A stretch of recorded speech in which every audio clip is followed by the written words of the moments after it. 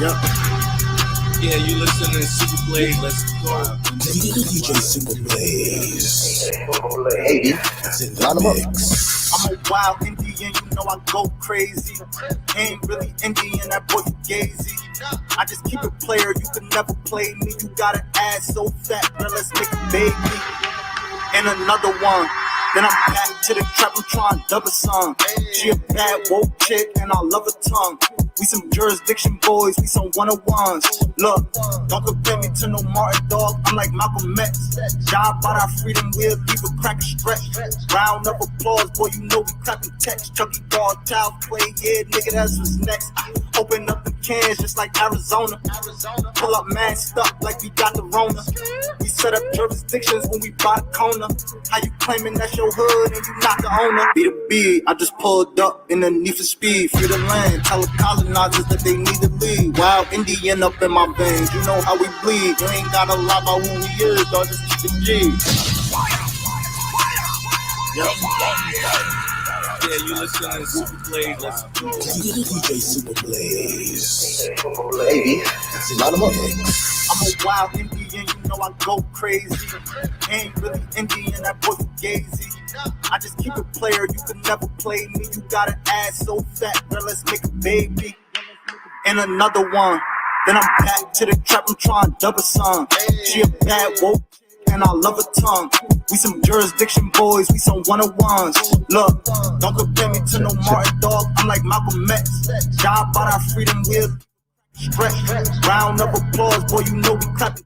Chucky dog, child play, yeah, nigga, that's what's next. Open up the cans just like Arizona. Pull up mad stuff like we got the wrong. Check. We set up jurisdictions. Welcome.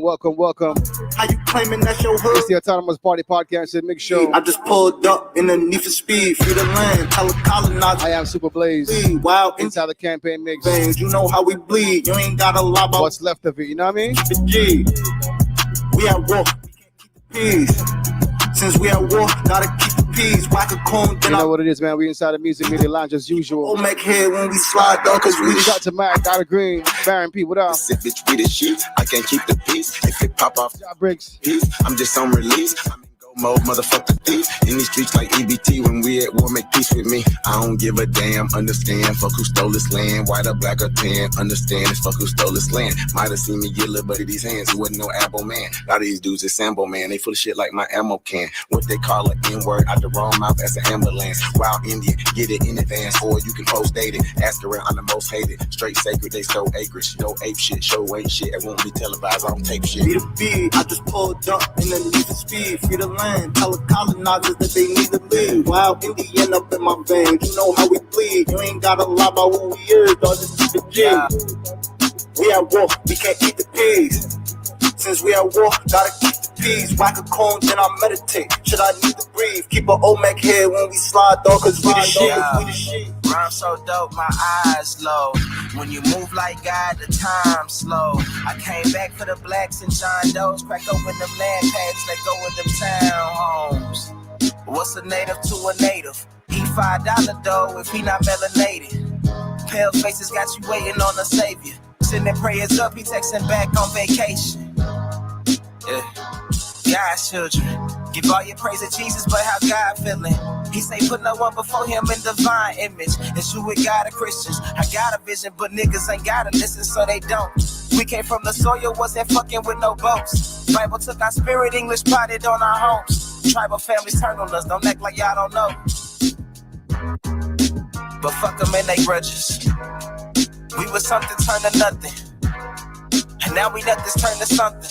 Reincarnation of ancients, fresh up out the oven. This the message to the black man. This the message to the black man.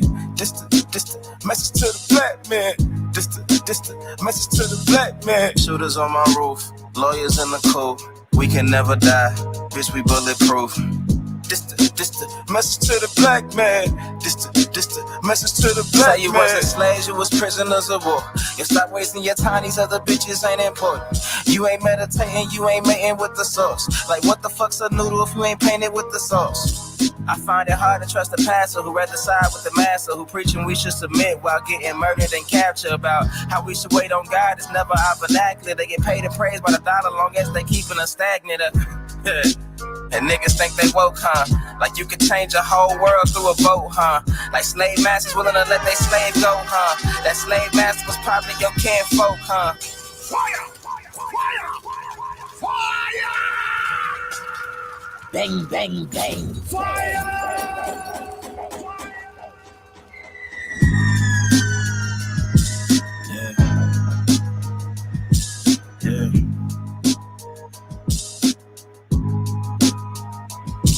Yeah, rhyme so dope, my eyes low.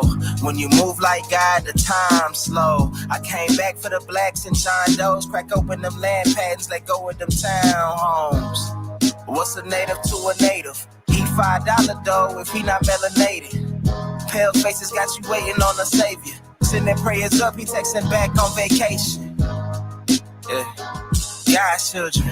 Give all your praise to Jesus, but how God feeling? He say put no one before him in divine image. It's you with God and Christians. I got a vision, but niggas ain't gotta listen, so they don't. We came from the soil, wasn't fucking with no boats. Bible took our spirit, English potted on our homes. Tribal families turned on us, don't act like y'all don't know. But fuck them and they grudges. We was something turned to nothing. And now we nothing's turned to something. Reincarnation of ancients, fresh up out the oven. This the message to the black man. This the message to the black man. This the message to the black man. This the message to the black man. Shooters on my roof, lawyers in the coop. We can never die, bitch, we bulletproof.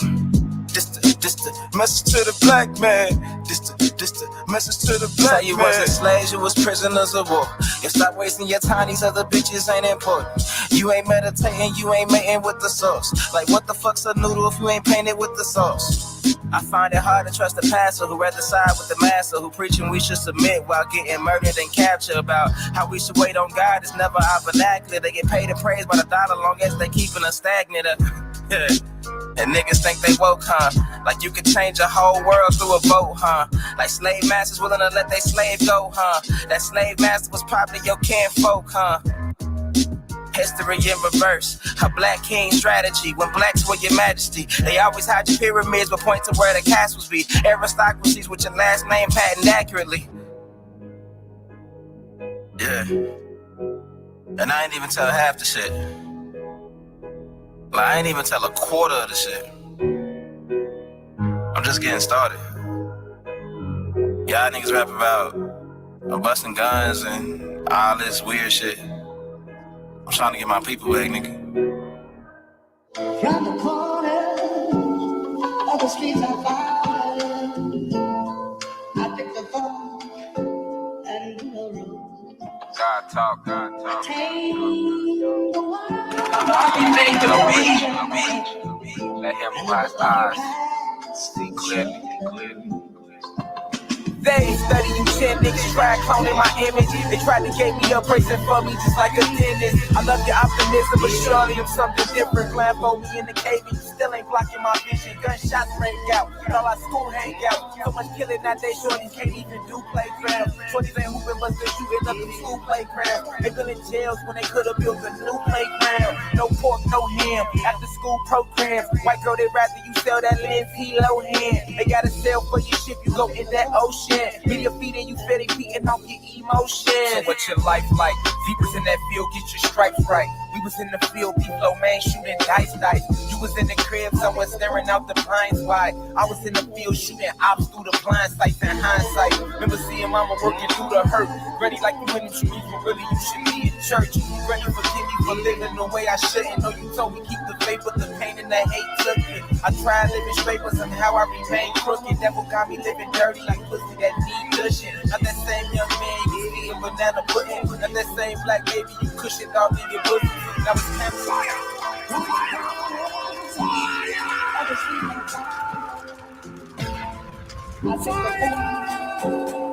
Yeah, you listening to Super Blaze. Let's talk. He made the beat. Let him watch eyes. See clearly. They study you 10 niggas try cloning my image. They tried to get me up bracing for me just like a dentist. I love your optimism, but surely I'm something different. Blindfold me in the cave and you still ain't blocking my vision. Gunshots ring out, and all our school hang out. So much killing that they short you can't even do playground. 20s ain't hooping, but they're shooting up the school playground. They building jails when they could have built a new playground. No pork, no ham, after school programs. White girl, they rather you sell that Lindsay Lohan. They gotta sell for your ship, you go in that ocean. Media feeding you, fed feeding off your emotion. What's your life like? Zebras in that field, get your stripes right. We was in the field, B-Flow man shooting dice. You was in the crib somewhere staring out the blind spot. I was in the field shooting ops through the blind sights in hindsight. Remember seeing mama working through the hurt. Granny like you in them streets, but really you should be in church.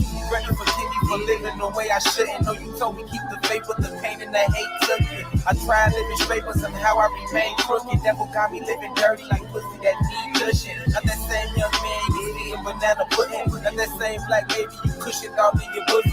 Now it's pounds of that gas, no Reggie can't let them push them. More times it's like wrenches, I'm laying and niggas pushing. Beating all these cases, now we feel like the untouchables. Tried to box me in, but I ain't never been no lunchable. Never been no lunchable, yeah niggas wanna eat off me. It's funny cause them the same ones who ain't believing me. Cartier shades through the tents, keep her peeping me. And every time she tried to, she treat me like the eatery. That was a punchline, Mike Tyson 89. Will never sell my soul and dumb it down for these dumb minds. But the way she fuck, yeah I love it when we 6'9". Did my jail time, I ain't going out like 6'9". Must do that confinement. Don't think I get reminded. The struggle could never hurt me. Just motivate or inspire. Mentally, I'm a lion. Sent to do an assignment. They study my dictionary, but words could never define them. My algorithm's different. They speaking about going viral. Can't show these niggas love, cause then they start feeling entitled.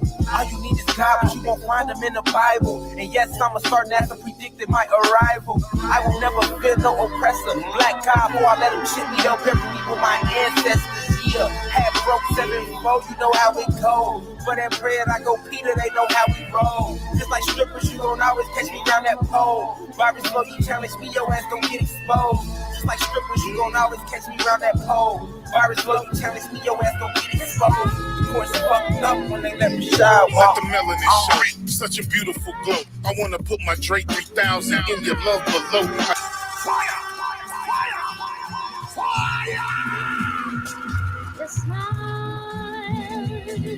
Let the melanin show. Such a beautiful glow. I wanna put my Drake 3000 in your love below. I usually switch them up every season or so. Pretty brown round. I like it when you come around. I get down. We can skip you to exotic beaches. Let the sun hit you and look at your exotic features. My Empress love thing, we go together like check. gang. Ride or die, we got I don't know, man. I'm having some technical difficulties tonight. Number one pick, she rides stick and shout to J Cobbs for me. We in our zone when the runs get lit. Shout to the chat, you know what it is, man. Me, you like how my spirit's free and how we build with the same energy. Drake Cobbs and you know what? Camera ain't working. One hit, microphone ain't working right tonight. Dope feed is 10 toes down. When you around, you know how we get down. Yeah. This ain't Samdi, you know what it is, man. Everything is gonna be alright. It is what it is. Shout to the fam, shout to the chat. You know what it is, man. It's the Autonomous Party Podcast and Mix Show. And just flow with me. I give you parts you can only see. I wish the young wasn't tuned J Cobb. We'll be right where we supposed to be. I the American Indian Empress. You know what it is. I'll try and trace you. American goddess, your image all over the planet. The definition of organic. Your body is a work of art like Chichen Itza. This copper color is nice to meet you. She says she Cherokee, wear a feather in her hair. And I'm right there. It's quite clear. Me and you together with Spark Fest. It's you and ITY in the universe intertwined. Causing eclipse like when the sun and the moon align. Now that's power divine that can light up the whole skyline. The touch your kiss, it gets me every time. Empress, you stay on my mind. You know you one of a kind because when I shine, you shine. Yeah. It's nothing like the American Indian Empress. You one of a kind. Your smile can describe.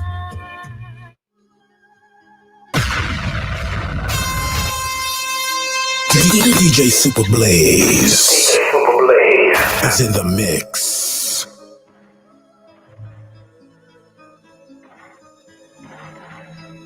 Back to back, Dre Cobbs, let's go. You know what it is, Super Blaze. It's the campaign mix. Like more, let's do it. This shit hit hard like Spence on the speed bag. I blow his legs off, he gon' need a knee tag. You niggas sound worse than Eminem on relapse. And Burna Boy, he's trash. You thought I was gonna let you ease past? Running your mouth while taking our culture. Treat this nigga like brisket and slow roast him. Roll up an Akon pack. I ain't ducking smoke, I just inhale and blow. I'm on demon time and I got a hellish flow. Before these spiritual, I make them see the Holy Ghost. Let's bury these niggas and raise a toast to the Aborigines. That's from time immemorial. A time is from the soil. Every rhyme is that cook, that hard boil. My energy is unattainable. And for you $5 Indians, I might have to flame a few. Run up on the reds, you know what blazing through. Turn your gang into turtle soup. I aim for the head when I shoot. I take your top off like you do the coop. I took a drink from the fountain of truth. Now these bars is the burden of proof. They say the pen is mightier than the sword. So you gon' have to acknowledge the God. Dre Cobbs, I take your face off. My style is like cocaine raw. You gon' have to bow down to my Jaguar paw. Or I'm coming like Leatherface with the chainsaw. I ride for my road dog like a new age outlaw. I do it to death like Chief Cornstalk. So fuck all your tough talk. You little pigeons can't fly with hawks. That'll get you outlined and chalk. It's the supreme being here to electrify your chakra. Any drama is mask on like the Phantom of the Opera. I got the hunger and you niggas looking like pasta. Shrimp over the lobster and I'm smoking like a roster. Check my posture. It's only one American. The rest of y'all imposters. Cause you don't want Dre to pop up. Cause it's like boys in the hood. I'm out the window with the shoddy, nigga. When it comes to the mic, I'm like the coroner. All I catch is bodies, niggas. So look away before you come in my lane. It's arrows up. I just get it and aim. Yeah.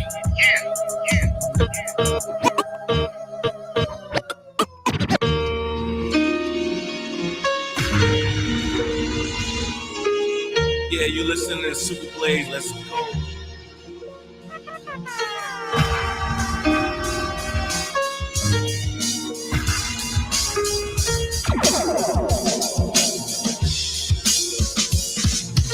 Who they think they better than? Ain't no comparison to the so-called black or African American. You can drop the African, keep the American. When we say Aborigine, and make they world in. Bang, bang, bang. DJ Super Blaze is in the mix.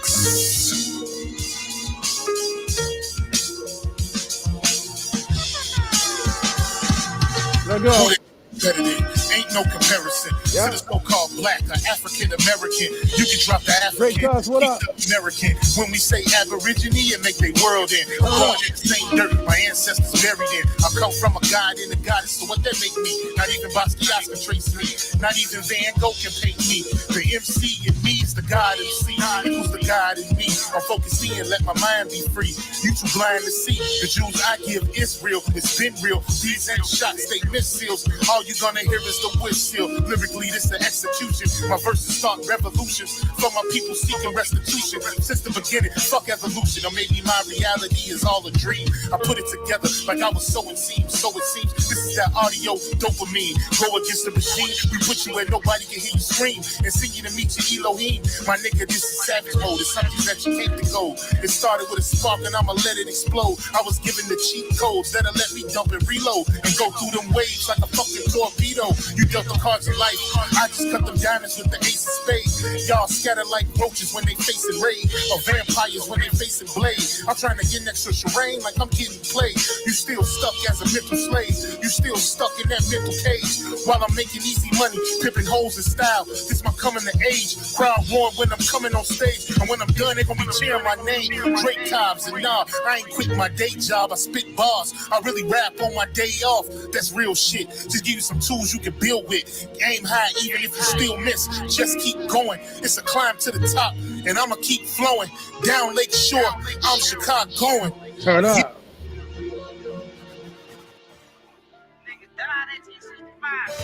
What they say? Yeah. That Negro Rule, huh? Hey, died man, in 1865, you did? Yeah. I always got something to say. They always got something to say, yeah. It's like you don't shut up. That's how I feel about them trolls out there. Turn up. A lot of niggas died 1865. Single Michael fled, how I ain't gon' let it ride. Everybody hot and black was never on your side. They do maps to tell your apps where you sleep at night. They put that white man on. Got you begging them for answers like that white man know. Had you swearing you was African, that's that white man home. Had you proud to be a savage, that's that white man's zone. And I ain't talking shit, this my definition. If being savage was our nation, y'all be non-existent. We done took your ass. Pull up. 1815, bitch. Turn up. Go give it again. Give it to him one more time. God damn.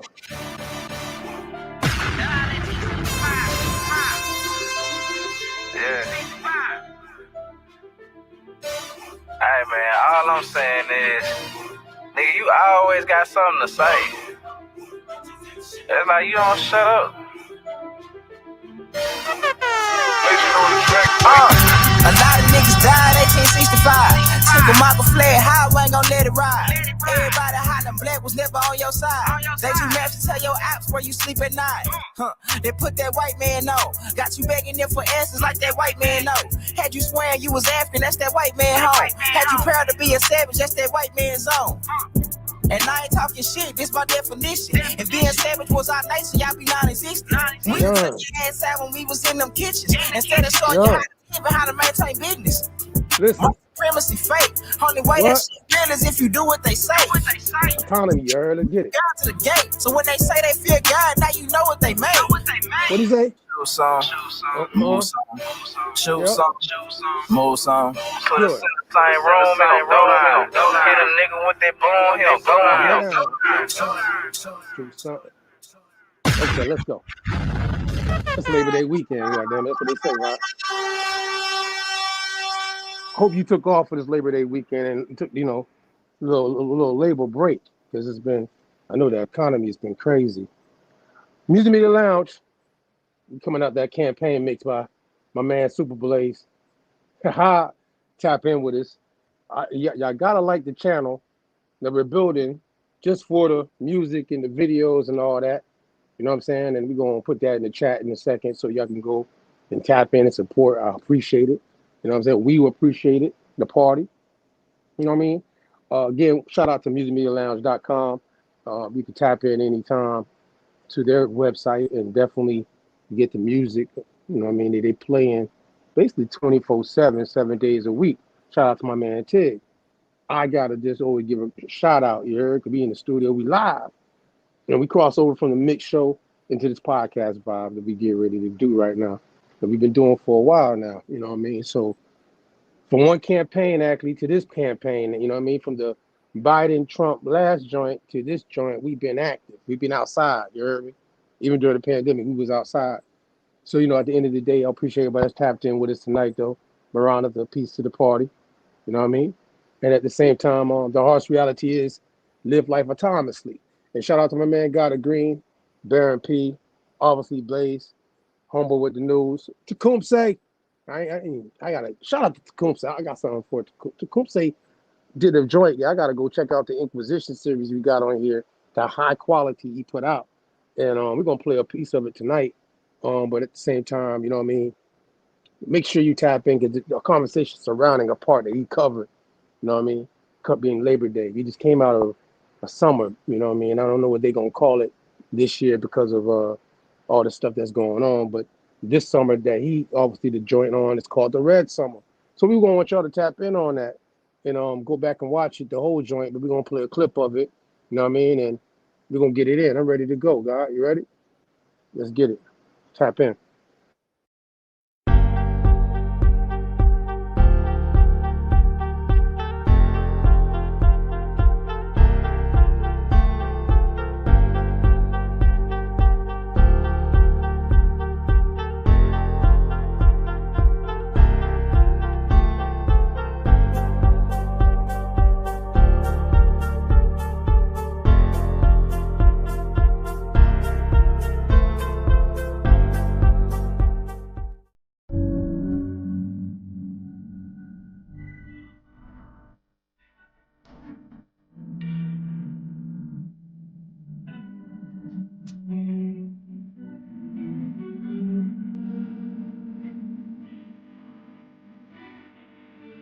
with the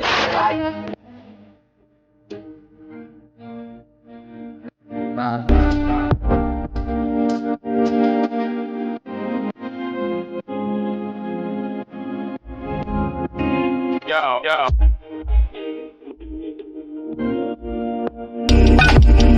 Do.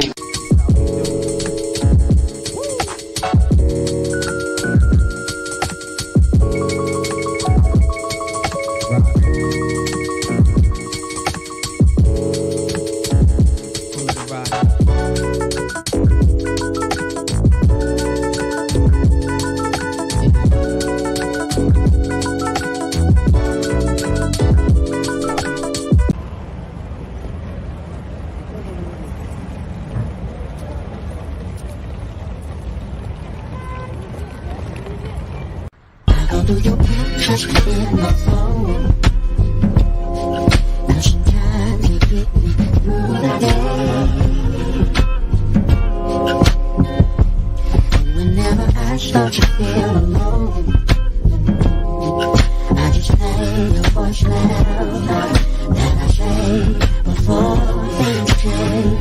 Now I read the message you sent, trying to tune out when you say I know you love me, but you should just forget about us.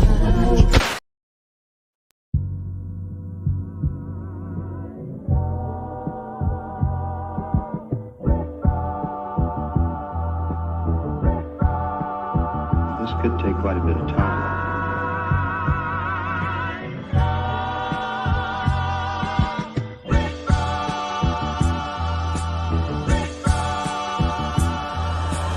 Pardon my autonomy. I know one day they'll honor me. This ain't pertaining to 28 Deuteronomy. Self-determination, controlling our situation. Ain't no more indoctrination from pale faces. How the fuck you bummy and broke but a pale racist? My lineage free people of color with a left make each nigga. This right here maroon, now it ain't burgundy. If you plotting murder, I'm certain that you'll need surgery. Hurt from when the burner squeeze. Protecting tribe business. Only consulting with governments tried to tribe with it. Please don't confuse us with those considered native. Semi-autonomy never was in our nature. Just address me as Estelusty. Wild Indian status and Cherokees riding Ruchis. In my war bonnet, if you want it, bring it to your region. And black forces the same color the European. Pardon my autonomy. I know one day they'll honor me. This ain't pertaining to 28 Deuteronomy. Self-determination, controlling our situation. Ain't no more indoctrination from pale faces. Aborigines, which means what? Black folks. You never find a white aborigine. Aborigines are called natives, or they're always dark-skinned people. You and I are aborigines, but you don't like to be called an aborigine.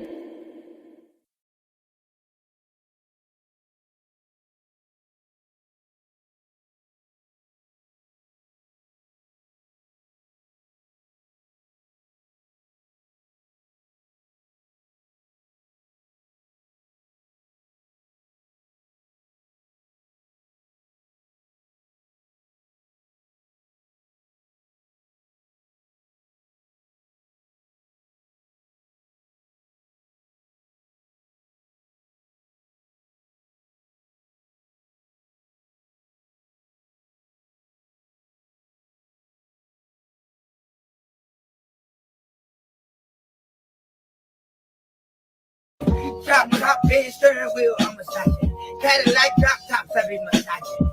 Set titties and big titties, massaging. Step in the club, Hennessy bottles, I'm massaging. Parmesan bottles, I be massaging. $100 bills, I be massaging.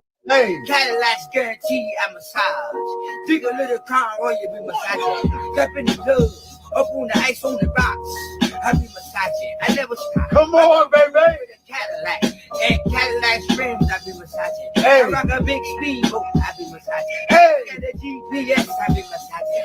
I got GPS screws, I be massaging. In the pop, big villain, I massaging. Come on, and bad news, nigga, yeah, they be massaging. And fat pussies, yeah, nigga, I be massaging. Shorty girl, fat booty, I be massaging. I have my steering wheel, nigga, I be massaging. I can't do a food stamps, that be massaging. I bought a brand new building, I be massaging. I said the bacon and eggs, I be massaging.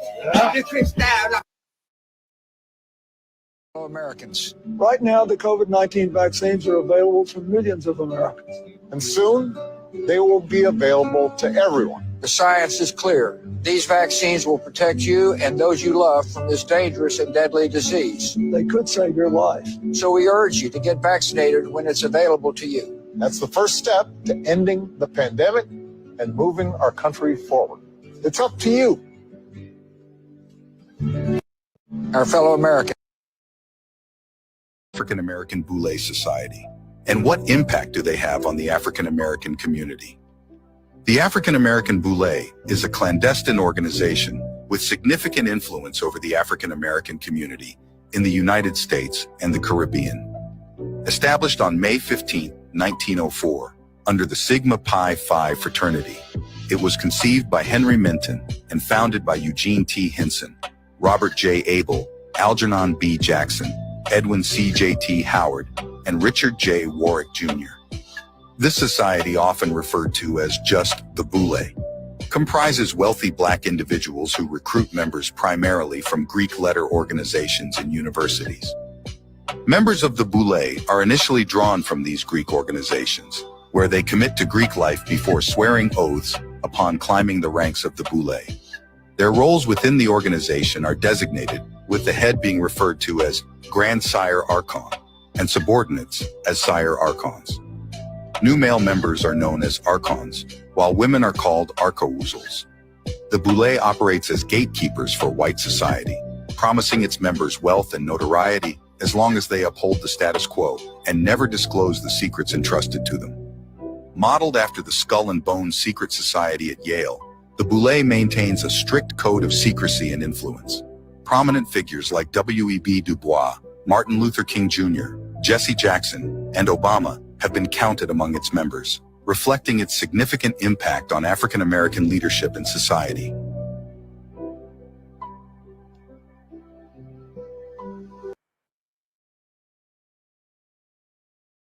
You've probably all seen the video Donald Trump posted about my sister Mindy Kaling and Kamala Harris. We are both Indian, yes, but actually we're both South Indian. Yes. Many people have falsely accused Trump of racism because of this video, but I disagree. As a South Indian, I think that Trump is fighting racism. 7 years ago, I went on CNN and I said that Trump will end affirmative action like Lincoln ended slavery. You've said that what Lincoln did vis-a-vis slavery, Trump will do vis-a-vis affirmative action. Explain. I believe that President Trump, by appointing conservative anti-affirmative action justices and by the Justice Department to go after the colleges and universities, I believe that he will end affirmative action like Lincoln ended slavery. And that is exactly the message he sent with this video, exposing Kamala Harris as a phony and a Pocahontas clone who shamelessly exploited affirmative action to get into law school and even to become vice president, very much like Pocahontas or Senator Elizabeth Warren. The truth is, I know exactly what Kamala Harris did because I did the same thing. I pretended to be black to get into medical school, to exploit affirmative action, just as Kamala Harris exploited affirmative action to get into UC Hastings through their racist affirmative action programs. The only difference is I'm willing to admit the truth.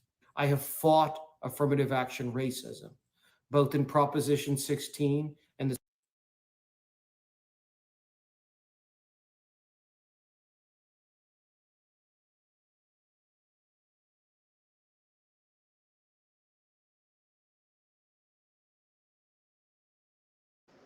We live. Tap in with us. It's your boy Mac Amos, man. We've been covering some information these last 30 days, between Lee Cummings and what we've been doing with him. Even the Dr. Dixon, shout out to him that's pulled up on us, And it's kind of funny because really when we get down to certain things, it's going to tie to a certain time frame where I think a lot of people might get confused and things start to shift. When I say, things start to shift, it's that time frame that technically if you watched Negro Rule with Amos last week, you'll see we get to, we dealt with a certain time frame, y'all. All right, 1812 to the Reconstruction period. You know what I'm saying? And a lot of things that we've been showing you really is American history tied to the culture and the ethnicity of people that have been labeled Negro and free people of color. And I think through the genealogy research and the heritage tied to the genealogy of these certain people that also, as Benjamin Franklin would like to say, swarthy, dark skin, because up there and where he's from, them Anglos, that's the term they use. You know what I mean? Culturally speaking, when, in Southern Europe and North Africa, the word Niger or Negro would be more, culturally accepted based off of that culture and heritage of people in that region. You know what I'm saying? We finding out though, if you watch the last joint though, if you haven't, then you're gonna have to go back and catch that because I ain't gonna go back and do the, you know what I mean? That was just last week. We don't be here every day now. So I appreciate everybody that's tapped in with us live. Once again, that's in the chat. You know what I'm saying? If you agree to disagree, but you still tap in, you know what I mean? Salute to you, Marana. You ready, God? Let's get to the first joint, man. Let's get to it. The harsh reality is live life autonomously. Let's go. Labor Day weekend though. It is Labor Day weekend. I know some of y'all off, some of y'all barbecuing, some of y'all might be working, whatever your scenario might be. But it's not a beach day. I'm in Florida, in South Florida, 954-305-561. You know what I'm talking about? Shout out to everybody in my territories, as we call it, the Tequista territory, by the way, the Cuesta, as they might say. That's really what it is when you go to the most ancient peoples that's tied to the mounds down here. But anyways, though, and Moundology coming soon, by the way. I got to plug that in. But Labor Day in America, not just another beach day. You slide down, you know what I'm saying? And it's showing, it's interesting because sometimes people don't even give it a little significance of what this Labor Day thing was connected to, right, in American history. But either way, it says in that highlighted part, you know what I mean? Obviously, the Memorial Day often serves as the kickoff to the summer. Labor Day has long symbolized the season's end of the summer. This federal holiday always falls on the first Monday in September, which is tomorrow for y'all that's tapped in with us right now. And for many, Labor Day means a long weekend and perhaps a chance for a beach day. And a lot of y'all might not be located by a beach, right? Or backyard barbecue party, etc. You know what I mean? That you might be doing this weekend or you ain't got to work tomorrow. However, the holiday was created to celebrate American workers' social and economic achievements. So all y'all people that's out there that's in the economic world and what you're doing in different industries that you work in, I'm gonna give you a shout out. You know what I'm talking about? 'Cause everybody's in the working class. You know what I'm talking about in this days and time and what we dealing with. You know what I mean? Hopefully, and if you ain't in the working class and you got it like that, you know what I mean? Shout out to you too. You did something economically right. You heard me? Yeah. I ain't no hater. I'm a congratulator. It says Labor Day has officially been a national holiday in the United States since 1894, but was celebrated for some time before that. The first Labor Day observance was in New York City on September 5th, 1882. Funny enough, Labor Day is coming right out of what we call Negro Rule. You know what I'm talking about? Anyways, when the 10,000 workers took unpaid leave and marched through the streets to demonstrate the strength of the trade and labor organizations. Kind of funny enough that, trade and labor organizations in the North, obviously more popularly known, would be tied to what we obviously know going back to 1865, the Union. You hear me? Yeah. But at the same time, the event which union leaders put on also included speeches, picnics, we know barbecue, but picnic, however, fireworks and amusement. Labor Day soon became a tradition in the city and quickly spread to other parts of the country. See, so it didn't start all over the country, just like, they say that certain folk didn't even know what was going on all the way over there in Texas, dealing with the Proclamation of Emancipation of 1865 with Abraham Lincoln. You know what I'm talking about? Because they were doing their own thing. but it's spread across the country. You know what I mean? The nation of people. And showing it's a lot of folk you see there that don't look like the Anglo-Saxons. You know what I mean? And they labor fight for what they're dealing with in the country at this time in that area. That influence later on the old country and becomes now a federal holiday that we all here today are going to witness tomorrow in your lifetime. So if you didn't know, now you know. Outside of that, we can slide. Labor Day weekend. I hope you're enjoying yours. Margaritas and reefer. But at the same time, we said it, we put it on the community wall, so I'm going to address this first before we get into the topic for the night. Obviously, the title of the bill. Peace. We brought it up before. Some people that have asked, I'm getting back to you. That's my way. Peace between most serene and mighty Prince Charles II, because we've shown you who Charles II is tied to. Isn't Charles II tied to that, aka Black Boy?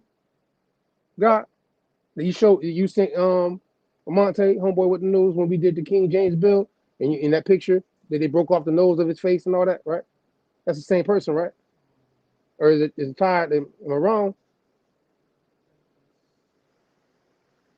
Anybody out there in the chat, y'all can help us out. And you know who this Charles II is? I know this one thing though. He's tied to the Jacobite cause because of his lineage. Now, the other part that I said I'm going to answer though is Charles II.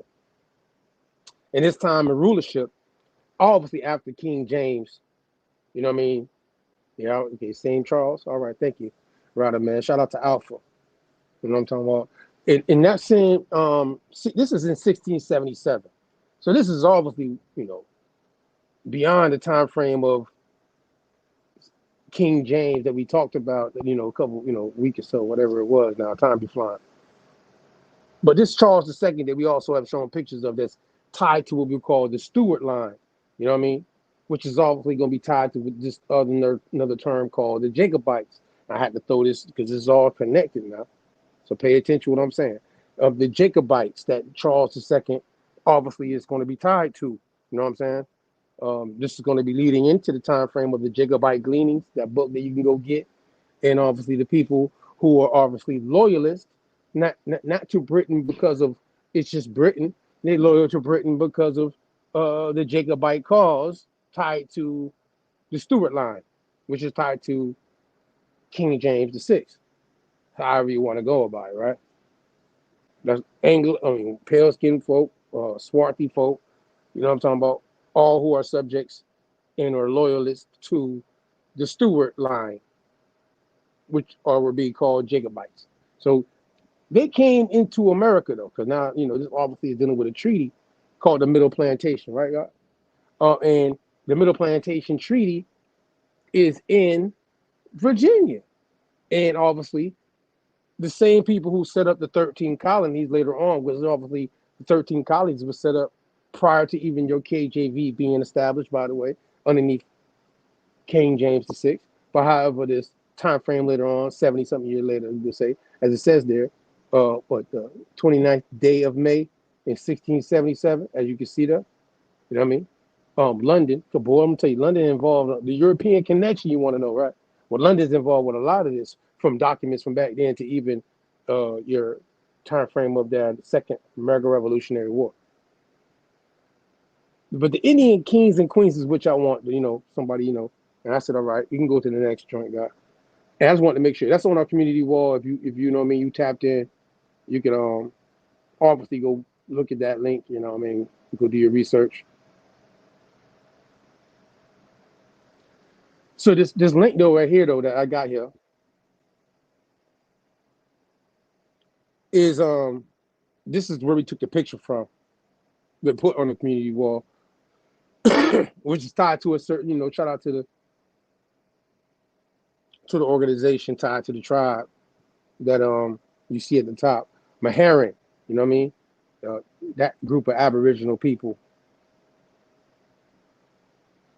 Now the Maharan is tied though to a certain group of people, and I'm going to go ahead and give you that real quick. Go down and see. He said 1677 treaty between Virginia and Indians, the Treaty of Middle Plantation. So I'm gonna try to make it quick, real quick. I'm I got some notes up. See, I got some notes ready for y'all. The Treaty of Middle Plantation, signed in 1677, was an agreement between the English colonists in Virginia and several Virginia Indian tribes. The primary signatories from the Indian side were the leaders of the Powhatan Confederacy, which included tribes like the Pamunkey and the Chickamauga. The treaty aimed to establish peace and mutual respect between the English settlers and the Virginia Indians, addressing issues of trade, land rights, and mutual defense. It was a crucial step in defining the relationship between two groups, two races, two different crowns. I mean, that's two different kings and queens that are being mentioned. However, though, in the next joint, I asked the question, so can you give me a little more detail of what tribes more be involved? Because there's more than just the Powhatan Confederacy in the Chickamauga. And I might, I say it, I always mess up Chickahomie. Chickahomie, you know what I mean? That's how I say it now. That's my pronunciation. You going to spell it for you just in case? Chickahominy. Now coming down, in addition to the Powhatan Confederacy tribes, like the Pamunkey and the Chickahomie, you know what I'm saying? Shout out to my homies in there. The Treaty of Middle Plantation also involved other tribes within Virginia area. So there's a lot of other groups too that might not be properly mentioned. You know what I'm talking about? Yeah. These included the Mattapony and the Nessamon, among others, and it's more. You see that? Just make sure you know. The treaty sought to bring a broad coalition of Virginia tribes into a cooperation relationship with the English colonists. See, they keep saying English colonists, by the way.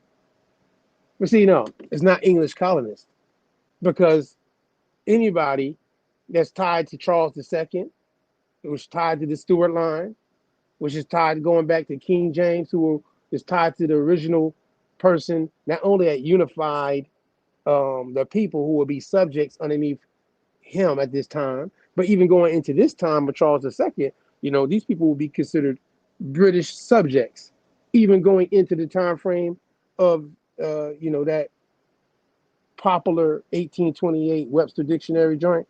In parentheses, when it says Europeans, it says Britain. It don't say French. It don't say Spanish. It say Britain. It don't say Dutch. You got to be Pacific. And all this is for a reason, by the way, of why I'm saying that. But however, this source you see here, and God, you can throw this in the chat. And it's on our community wall, the picture though, but we shared that tonight. Hopefully, you know what I'm saying, people can do you know what I mean? You can go ahead and check that out. You can check that out. There's a sidebar just to, throw that out there, because you said I'm gonna answer the questions to come. And I think a lot of people might want to know, because see, the Iroquois are not tied to this group of people who did what they did with William Penn underneath St. Tammany. You know what I mean? This is a different group of Aboriginal people. So, because a lot of people like to say, oh, they all were doing the same thing, like how people like to lump in the continent of Africa and say everybody that's considered an African is all doing the same thing as well. You know what I mean? I don't want y'all to take no offense to the sources that you see me showing tonight, so please don't get sensitive. But you see it right there, though. You ready, guys? All right, let's go. Slide to the next one. Now, all this is correlating to what we about to, because people want to, the question is European connection, yes. But I really want to be redundant and say, who are them niggas inside of the Negro War?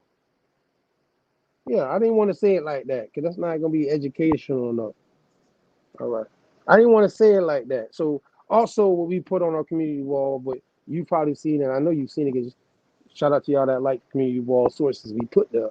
And, Jack Forbes gets a shout out when we show sources of things dealing with the term mulatto. You know what I'm saying? Because people like us to be source based and ask questions, which I seen on the community wall. Would this be examples outside of Virginia because of things that people popularly get caught up in dealing with Walter Plecker and what he did in his time frame? You know what I'm saying? But I'm trying to be clear.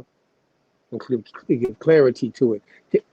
On this joint you see here that I'm presenting, can you move to the right, guy, and make it bigger? We're going to do this mulatto thing real quick. Because people want to know, again, if when you follow these dictionaries I'm about to show, that's Jack Forbes wrote in the chapter 7 of this book, Africans and Indians. That's the book that's, where chapter 7 is literally dealing with the classification of native as mulattoes and Anglo. See that word Anglo, like what Benjamin Franklin said, the Anglos are minorities in 1751. North America. Can you make it a little bit bigger on the side? Cause I want to get to this side. This is the side. And then I guess our guest is here. So we about ready to take off. Well, that shit small as hell. I ain't gonna lie. There we go. I can work with it. All right, I'm gonna navigate this so I can get straight to the point. But I always give a shout out to this man right here. Dealing with, for y'all who out there want to research. He right there in broad letters, right there. Matter of fact, I always have to highlight this because it would be doing no justice if I was going to read this part and say his name and not give you, if you go read the chapter to get the full context of what he's really saying. So God, I'm gonna actually do me a favor. Excuse me. Stroll back to the left and go down to the bottom of where you see that right there, that page right there. No, right there, that page right there. All right, we're gonna do like a typewrite, so follow me. As early as the late 19th century, the 19th annual report of the Bureau of American Ethnology noted that a considerable portion of now we're gonna go back to the top where we were. I'm gonna make people to trace what we're doing now. Blood of the Southern Negroes, which we know the Negro Rule thing we've been talking about. Yeah, you want to know who these people is, so I'm gonna give you sources to reference it. You know what I'm saying? Of the U.S., by the way, North America, right, is unquestionably Indian. The 1937 doctoral dissertation of James Hugo Johnston. You know what I mean? He's been around, these are people that, shout out to Dr. Dixon, who did a dissertation on the Negro War, right? This right here, belatedly published many years later, went further. You know what I'm saying? Now, that's not even the thing that I always got to give this man a shout out, James Hugo Johnston, tied to this time frame. You can go research, and at the same time telling you this tied to him, that's making this statement about the blood of the Southern Negroes unquestionably have Indian in their brains, for how long they've been living in the region of Southeast and what we call North America. But however, we're gonna slide down, God, because people want sources. They want, to know. So you can go check out this whole chapter 7, Jack Forbes. I want to get to the dictionaries because I don't got time for the rest. Go down. We're gonna go down. I think we can start right. Matter of fact, go to see how you say 1590s? Yeah, go to the bottom of this page of 192 of this chapter, and we're gonna read from that bottom part and go in, right? Is that right? I don't think that's right. Yeah, it's supposed to be that 1590, and it's not reading in from that. That stops there. Wait, matter of fact, no, you're right. Never right. Explicit definitions of the term. Explicit definitions of the term mulatto. Because, y'all ask, mulatto, 1770, what it's saying. Well, African, it says African and Indian is the mulatto. But in this situation, English writers began using the term mulatto and all the variations of it and then go back up, 1590s. Let's read the 16th century. The term was borrowed from the Spanish, which is the first contact with indigenous people in the Western Hemisphere, along with the Portuguese, by the way, and usually referred to persons met with in the Caribbean or South America. Early Spanish definitions of the term make it highly probable, indeed virtually certain, that such persons were usually half African and half American. John Minshew, remember this guy right now? John Minshew, as already noted, defined mulatto in 1599, 1617, and later as a person who was the child of a Moro.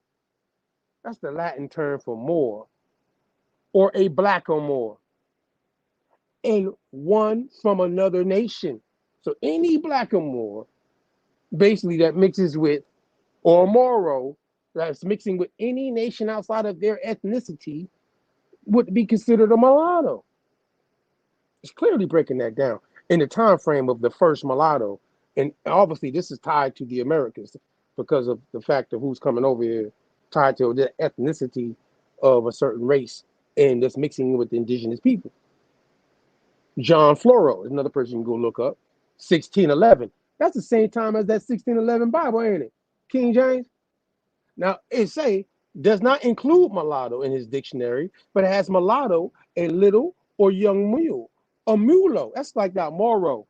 And then it says horse mule, like the Mustang, like the car, them horses. Also a bastard or misbegotten. Henry, remember this guy right here too, Henry Cockerham, 1623, does not have mulatto, but has a blackamoor and an Ethiop.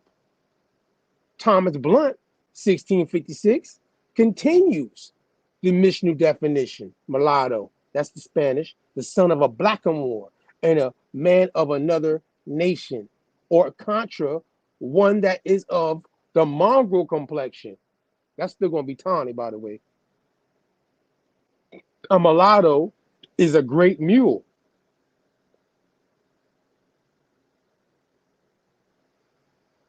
Then right here, don't come out again.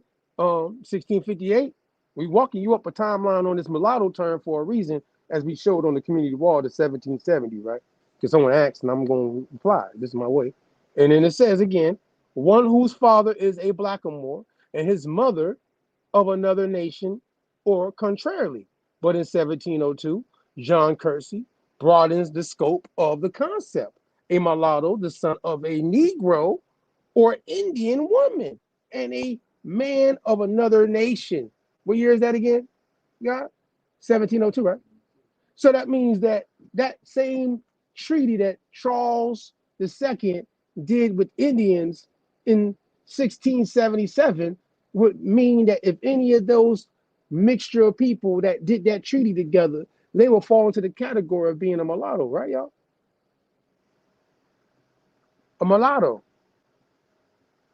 If you was to go trace your records going back to this time frame of the 17th century, I mean, I hear you, Craig, but I'm just gonna go off of, just the sources at hand, because I really don't want to mix the dope. The definitions that are on there, you can go check out if you're interested. So when we slide down a little bit more, because we're dealing with America, I ain't dealing with any other place when these terms are being used, applied to indigenous people, Aboriginal people, popularly known as American Indian groups, and the Negro, by the way. And then the fact that the Negro, by the way, ain't all coming out of the regions tied to Negro de Guinea. That's what we're about to get into with this Negro Rule, a European connection, by the way. So I'm just letting you see that that word blackamoor even is being used all the way going into the 1700s. Then goes into the word, from blackamoor, it goes into the term Negro. It's not me saying this. Jack Forbes, I wasn't alive, even when he did this. In a manner of where the sources are coming from. You see this is a dictionary, and it says Chambers, like encyclopedia, it says cyclopedia, 1727 to 41 states. Mulatto, a name given in the Indies, which is a Roman term, by the way, to those who are begotten by a Negro man and an Indian woman. Now we're getting closer to that 1770. Maybe you might think it just changed out of nowhere based off of the sources of the dictionary and encyclopedias that are out there breaking down this term, mulatto, and what that mixture would look like going into the 18th century of 1770, which is going into the American Revolution, and why we posted that particular mulatto time frame of 1770, because you should understand that them people would be in that kind of mulatto also would fall into the category of a free person of color. Am I right, God? And a lot of them people would not be in the position of slaves. They're free Negroes, being of the complexion, Negro being black in the Roman understanding of it, Niger, and then also with their mixture be also considered, dark-skinned colored folk. But however, our guest is here, so I just want to answer those couple of joints before we get into the bill. And I appreciate it again for everybody that's tapped in. All right, I kind of covered that. What y'all think? Does that make sense to everybody out there listening and tapping in? Give me some feedback on that, based off of that right there. And go read chapter 7, particularly dealing with mulatto that Jack Forbes is breaking down, that I just use as a source reference. You know what I mean? Matter of fact, God, put that source in the chat. You know what I mean? Because I don't want nobody thinking I'm trying to keep it to myself or something. It's just chapter 7. Literally, it's the chapter 7 of that book, dealing with that word mulatto. It's gonna get us all the way to the American Revolution. And obviously, our guest who has been breaking down certain things, what we did last week, we got into the second American Revolution. So I want you to think: do you think that mulatto, free people of color class of people that some of y'all might be finding on your genealogy, seeing that word mulatto on your documents and stuff tied to your family heritage, are not tied to that same understanding that it walked from the 15th century? So I'm gonna show you something in a minute though, tied to this. Let's pull up our guest though. I'm ready when you is. Just tap in.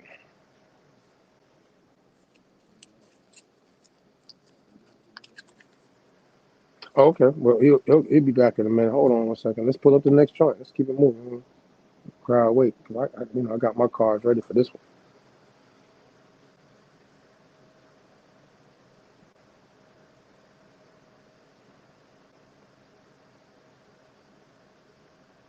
Got Blackamore. That's a descriptive term. You'd be like, who's using that term?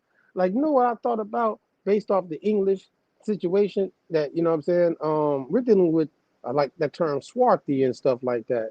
God, what's the next source I got? It's yeah, this right here. I mean, this is from the UK. You know what I'm talking about? Now, these folks, and we got this on the community wall too, by the way. You know what I mean? But you see that word at the top. And I just showed you the dictionary Jack Forbes is dealing with. Because the people, as we get into this, as we get into the time period of the Negro Rule in 1812, 1816, going into, 1865, the Civil War, that in the Reconstruction period where Negro Rule is we talk about, and who are these people, you know what I'm saying, that are labeled free people of color on the census of the 1719, and who are the people that are on the census of 1870, which is going to be right during the time frame of Reconstruction, where the word Caucasian becomes prominent next to white, and obviously because of the Negro Rule, certain things are shifting in their favor. Right, to say it how I wanted to say it. Keep it real with y'all. But this mooring at the top is an adjective. Then it says noun. So which I think is me. You know what I mean? Again, Amos say he in, but he can't hear us.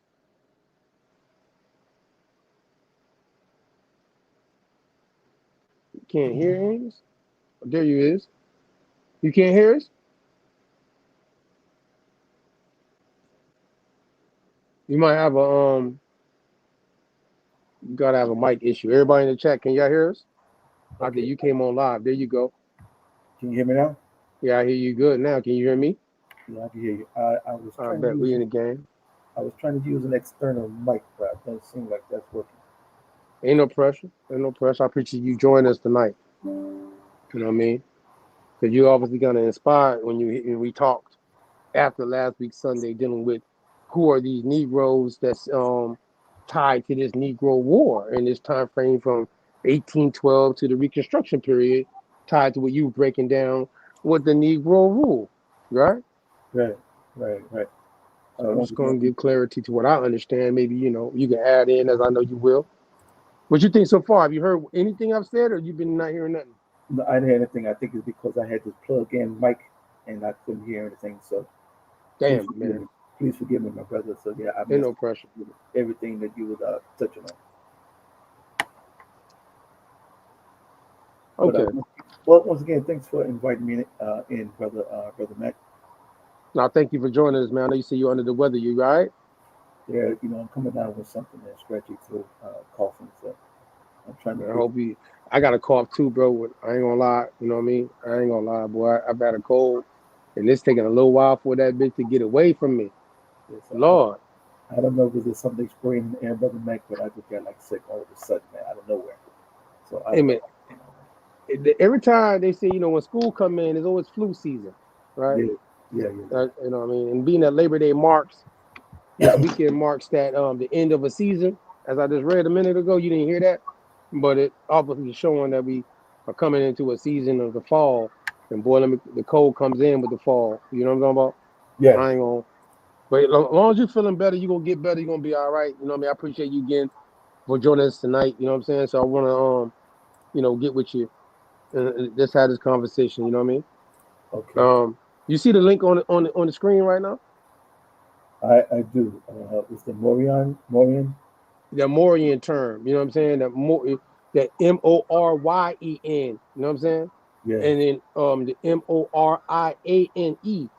You know the reason why I'm only pointing this out, because see, most people would think, because they see this source coming out of the UK, which is tied to, where you see how it says a dictionary, just like I just showed, and you didn't hear it, but I just showed Jack Forbes' African and Native American book that he wrote in the chapter 7, and we put it in the chat for people to go read that chapter themselves. They get more extension on, this term mulatto.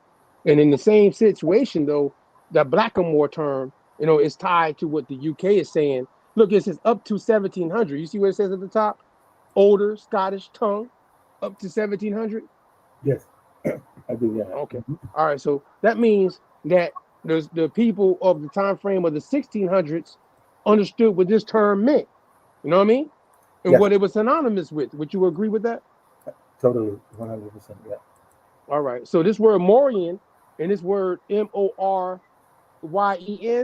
I ain't got to get no dogmatic way about this. See, because last week when me and you were talking, I said the kingdom of Alba, and I said it in the King James joint. Actually, to be honest with you, wasn't with you. Excuse me. When me and Monte did the real King James situation, we pointed out the kingdom of Alba. I know that kingdom of Alba is connected to Moray. And this term Moray is connected to, later on, what became Mormere. And later on in English, that would be somebody called an earl. You see what I'm saying? Yes. And me just doing my own little, investigations. You know what I'm talking about? But at the same time, you see what it says underneath there, where it gets into what we call adjectives, right? Right. We on the same page? Right. Mm-hmm. You see where it says Moorish? Yes. Mm-hmm. You see it says of Moorish race. Right. It says a race. You see how it says race? Isn't that interesting? Coming out the UK, Scotland. Yes. Mm-hmm. Now, you see what B say, right? What does it say over B? Dark, swarthy. Dark and swarthy, huh? Mm-hmm. That means that the ethnic group of people tied to the Moorish race are definitely being also described as an adjective as dark and swarthy people, right? Absolutely. And then right after that, in C, it says noun, which is person, places, and things, right? Absolutely. And it says a Moor, a blackamoor, a Negro. Am I right? Right. So because you weren't here, when I brought up the Jack Forbes shit, right, God? Right? In the mulatto part, did it not have blackamoor and Indian or blackamoor with any nation of people mixed would be a mulatto before the word Negro was even used that we walked down the timeline of? Is anybody in the chat tripping, or y'all seeing that too?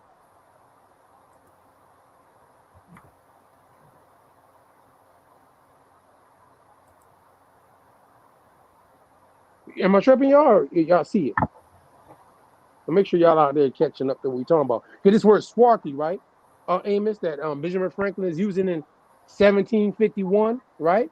Would it not correlate to this same situation of who he's talking about? Same, absolutely. Absolutely, yeah. But yeah, see, I'm glad you brought that out with this adjective. You see A, B, and C, and D. All these are adjectives and descriptive terms that they use for melanated people. And I think, in touching on what you were saying, Brother Mac, I think it all depends on maybe the time frame, the era, who's writing, and at that time, which term that the author of whatever document it is. I guess it depends on what term that they are using, what they call the melanated people at that time. So that's why you'll see entries where you see Moors, dark, swarthy, black, or more or Negro. You know what I'm saying? So, which we all know right here, as you point out, that it's all talking about melanated people, right? I mean, all these people would be swarthy people, all of right? them, every last one of them, yeah. So when Benjamin Franklin says that somebody of the Moorish race, right, a race is not a nationality, right? Right. So a person of a Moorish race could be in Scotland, as this dictionary is breaking down, or in Ireland, or in Britain, you know what I mean? Or in any of the places that we can trace back to the sea. You see what I'm saying?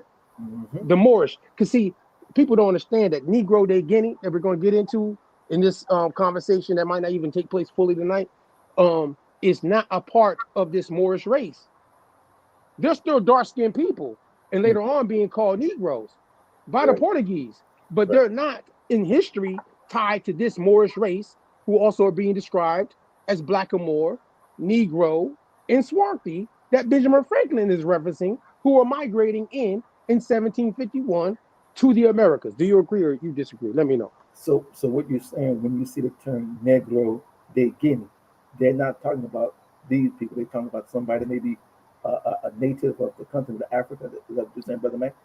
Anything south of the Sahara, right, is going to be considered the territories in the historical sense of the first Europeans that went into West Africa from the 1400s, who were already of this race mixture called Moorish. Right. You know what I'm saying? The Negro de Guinea people are not tied to that, even though because of things that the Roman situation did with the Papal Bull of 1452, which is tied to Portugal, who were already in West Africa when that Papal Bull Dum Diversus was passed. Right. You see what I'm saying?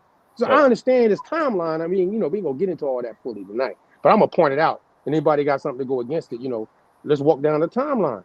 You feel me? That's all. At the same time, I know this, as I just showed, and we have referenced, and that's why I wanted you as a guest, because of your understanding of these things with this Negro Rule thing we covering, that a Negro might necessarily, in your ethnicity or race, be tied to what we call West Africa. That's coming into the Americas, tied to this term Moorish. And they don't have to be Muslims either, by the way. I'm glad you said that these quote-unquote dark-skinned, melanated people referred to as Negroes have a different place of origin than what historians try to tell us. Like they want to make everybody that's dark-skinned, melanated come from Africa, right? Yeah, African descent.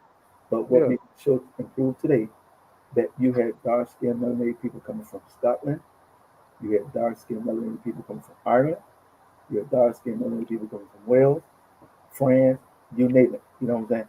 And so that term Negro and dark and swarthy, it could be so misleading because, like I said, historians make everybody come from this one particular place, and that's called Africa. And we're going to show later on, we're going to show that it's 100% inaccurate. No, I want people to see this though and understand what we're trying to say to y'all folk now, because I understand the timeline of when the people that's tied to West Africa, will be brought into America by some other dark-skinned people who will be tied to that term Moorish, on a broader sense of the historical conversation we about to have of the nations that they're tied to, what we call Europe. You know what I mean, God? And everybody out there, anybody, you know what I mean? And Amos, obviously. I want to make sure that sat there for a minute because we got on our community wall, but I always want to make sure, and that word, I'm telling you, Moryen, is also tied to the term Moray, which is tied to the kingdom of Alba, which is also tied to what we call today Scotland. And I want to also point out something that if you watch the real King James Bill, Amos, that word Hibernia, right? And it was a picture we showed in that Real King James joint. I have to correct myself now because I've always got to check myself, right? I ain't say nothing that night because we was throwing off with Lee Cummings not showing up and everything that happened because of how it worked, died, right? But and we let the dude play the video, and it obviously said Rex Jacobus Hibernia. Now, this word Hibernia is not tied to Hebrews. You know what I'm saying? In the manner of the word Hibernia translation back to Hebrews. You know what I mean? This word Hibernia is a Roman term for Ireland and Scotland. Absolutely. Which is tied to what the Romans called, and even the Phoenicians and the Tyranians called, the Hesperides. You following me? Am I tripping or you with me? You're not tripping. And also it's also tied to the word Hebrides. Thank you. The Hebrides. We're on the same page. Yeah, we on the same page. Right. Yeah. So we're gonna now, hey Mac, I'm glad you point that out because we're gonna show you what the inhabitants of the Hebrides, what we call Hebrides. I said Hesperides. Thank you. God agree looking at me crazy right now because my pronunciation. I say Hesperides, y'all. I ain't on front. Hey, it's my way of like I said Lasando, and I said it right. Alpha, you heard me right? Alpha, you heard that in the chat? I said Lasando just right because of you earlier today. But I like to say Lacondo, you know what I mean? But it's really Lasando. But my pronunciation is just my maybe you call it Geechee. You hear me? Yeah. But no, either way though, I understand what you're saying. Say how you said it again for everybody out there. The Western Isle of the Hebrides. It's called Hebrides. The Hebrides, yeah. Right? Which is in Scotland. That could be an easy reason why I mess up the words. I ain't gonna front with y'all now. I don't be reading. That's not in my lexicon every day. You heard me now? I ain't gonna lie to y'all now. When we do this show, I don't be fronting. I don't be saying these words in my everyday lexicon just because I be talking to y'all about this. All right? So be fronting. Anyways, though, the Hesperides, as you just said, is also connected to what we call the British Isles. I know I fucked it up again, huh? Hey, let the people laugh. It's cool. We entertaining this shit. It's what it is. Fuck it. Right. 2 tears in a bucket. You know what I mean? Back, can I share my screen? I want to show. Go ahead. Of course, it's on you. All right. Let me.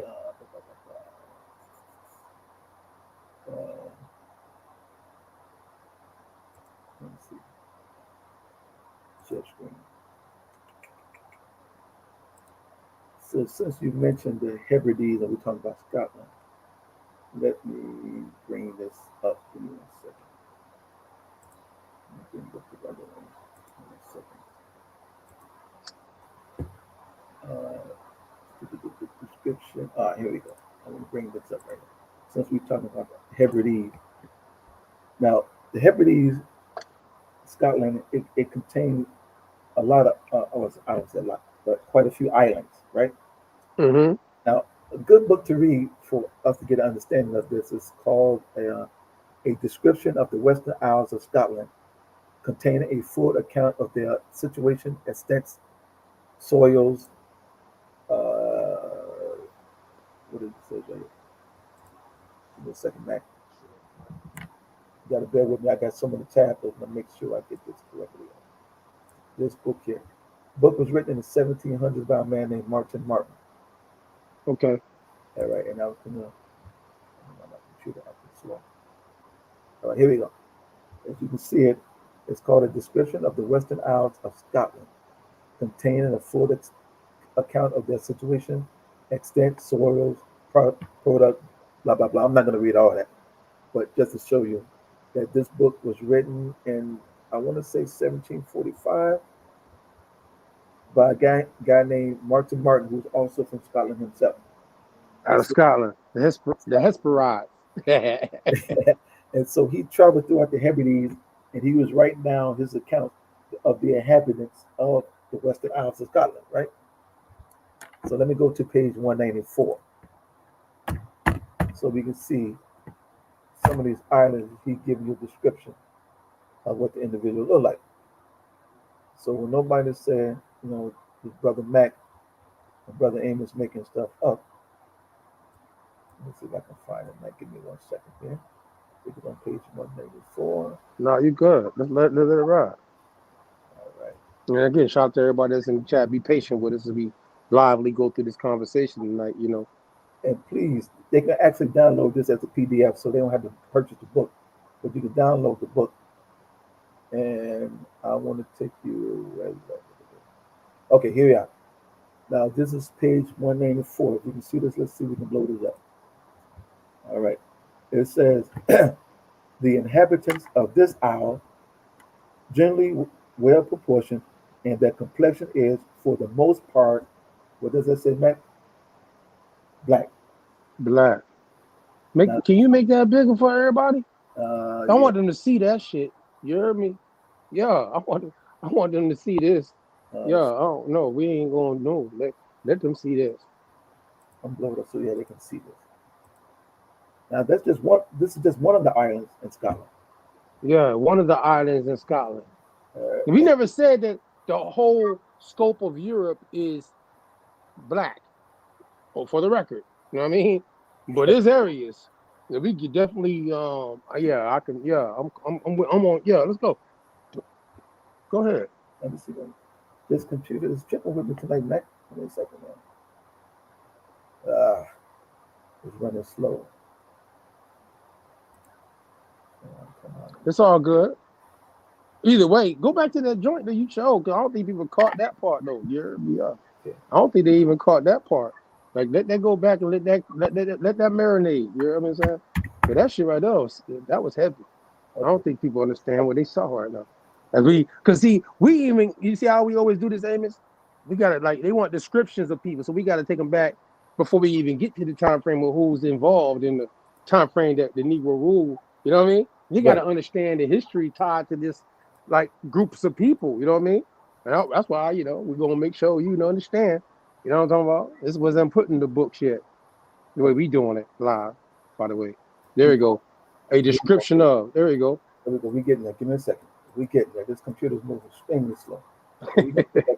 They're gonna have to wait. When we go into this timeline, you're gonna see words used like Scott Highlanders and all those terms. So they give you paint a picture of what these Highlanders look like, right? Mm-hmm. Western Isles of Scotland. Western Isles of Scotland. Also connected to that term, you just said it again. I messed up. What is it? Hesperides, Hibernia, Hebrides, right? So later on, when King James VI is the king of Hibernia, right? Rex Jacobus Hibernia, he's claiming that he's unified the British Isles. You feel me?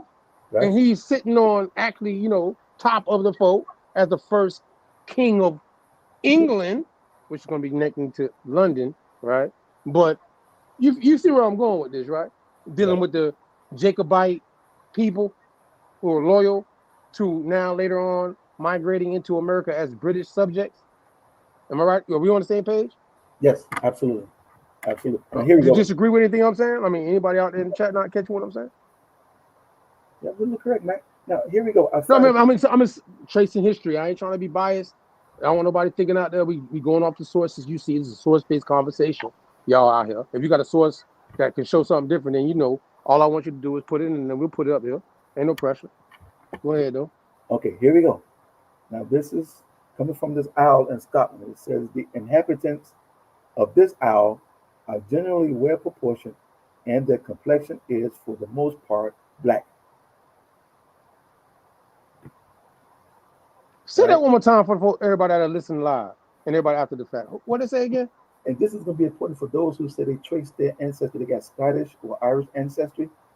And for those who think that may be because of some white Irish slave master. No, this is Scotland right here, the Western Isle.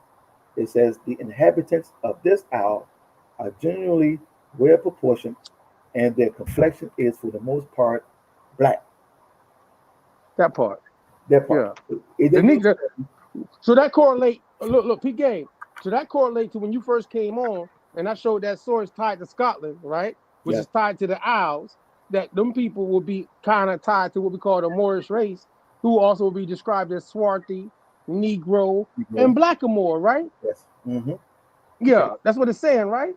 That's exactly. God agree. You see that? Anybody else that is not understanding what's being shown? And make sure we here now. Make sure we all on the same page now. If you ain't catch it now.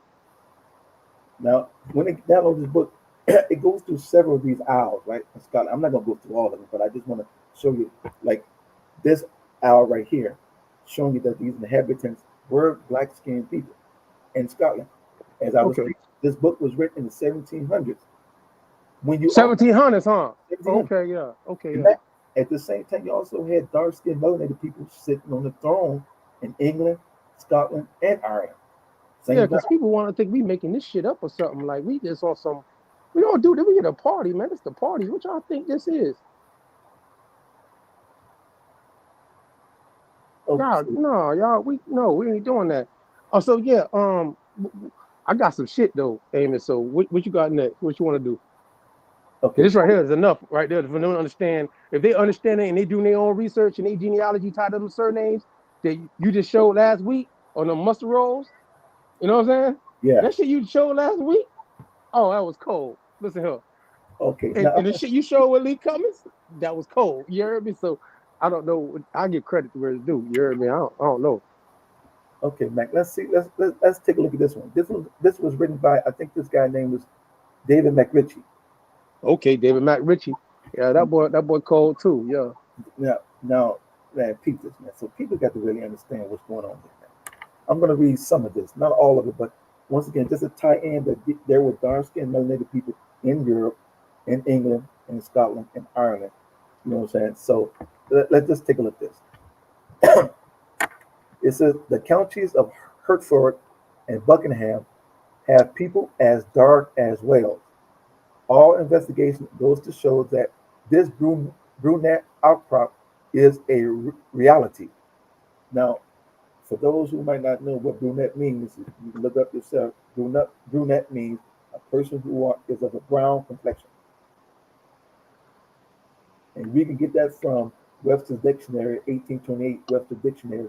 You can Google it. Type in the word brunette. It's going to tell you a person who is of a brown complexion. All right. They tried to whitewash that shit so bad to make it like it was a pale skinned person with brunette hair and dark eyes. And then they tried to tie it to the Middle Ages period of when Islamic people of dark skin invaded areas of Europe to cover up the fact that there was dark skinned people who were already in those regions of the Isles that you just showed. You feel me? Yeah, I'm seeing this now though. Like I hope y'all catch what I'm saying to y'all though. To see, I ain't gonna front to y'all. It's some bullshit. But anyways though, go ahead though. I'm just gonna keep reading down just a little bit.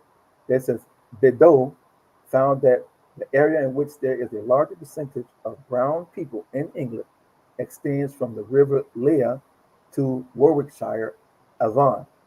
In dealing with the circumstances of this settlement, these ethnological facts must receive consideration. The survival of the British population is a possible explanation, and the one which appears to be the most natural. As there are some difficulties in this conclusion, the question arises, is there any other way in which the origin of these mixed brown people, surrounded by others of somewhat fairer complexion, can be explained? An alternative explanation is that people of a darker race may have come with the Angles and Saxons, which is another misconception. Ooh, wait. Say that again. They came with who? They came with the Angles and the Saxons, who we think is Anglo-Saxon as being pale-skinned white folks, but that's another term that has been hijacked and whitewashed. The Angles and Saxons weren't all pale-skinned people. Right. See, but see, this is where the whitewash actually kind of like on a deep conversation with you, Amos. Though I'm gonna say this loud though, is that see that Anglo-Saxon part, being that we understand the Saxon part. You know what I mean? Yeah. I'm gonna tell everybody out there quickly. You just got to go to Rome and understand what we're saying now. But at the same time, you know, when we get back, as we're trying to get closer to talking about, you know, our time frame tied to this Negro Rule, we're just going back in history real quick to kind of, you know, show some folk out there who we know these people are tied to, coming out of what Benjamin Franklin is going to state when he says, swarthy people coming out of Spain, Britain, Scotland, Ireland, Wales, you feel me? Absolutely. Germany, that these people of Swarthy are tied to that same term. And these historical records of people who are not tied to what we call the Islamic situation, who are also being called of the Moorish race, aka Blackamoor. Everybody with us so far? Everybody out there with us so far? So who the Anglos as you was getting ready to go into? Okay. The Anglo part, yeah. Okay, let's continue. It says an alternative explanation is that people of a darker race may have come with the Anglos, Saxons, or Danes and have settled largely in these parts of the country.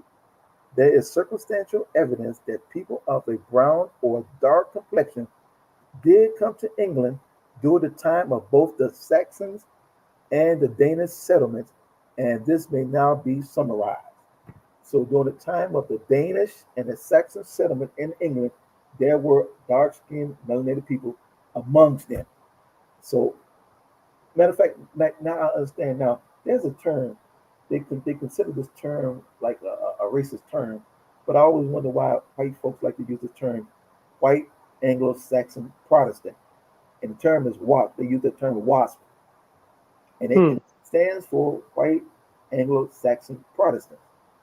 My question is this: if the Anglo-Saxons were already white, then why would you have to call yourself a white Anglo-Saxon Protestant? Which leads me to believe that if there were white Anglo-Saxons, there were also dark-skinned, melanated Saxons. And this article just proves that. You had melanated folks amongst these people who were called Anglo-Saxons and Danes.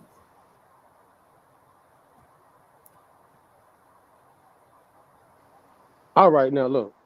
Hold on, Amos. Hold on.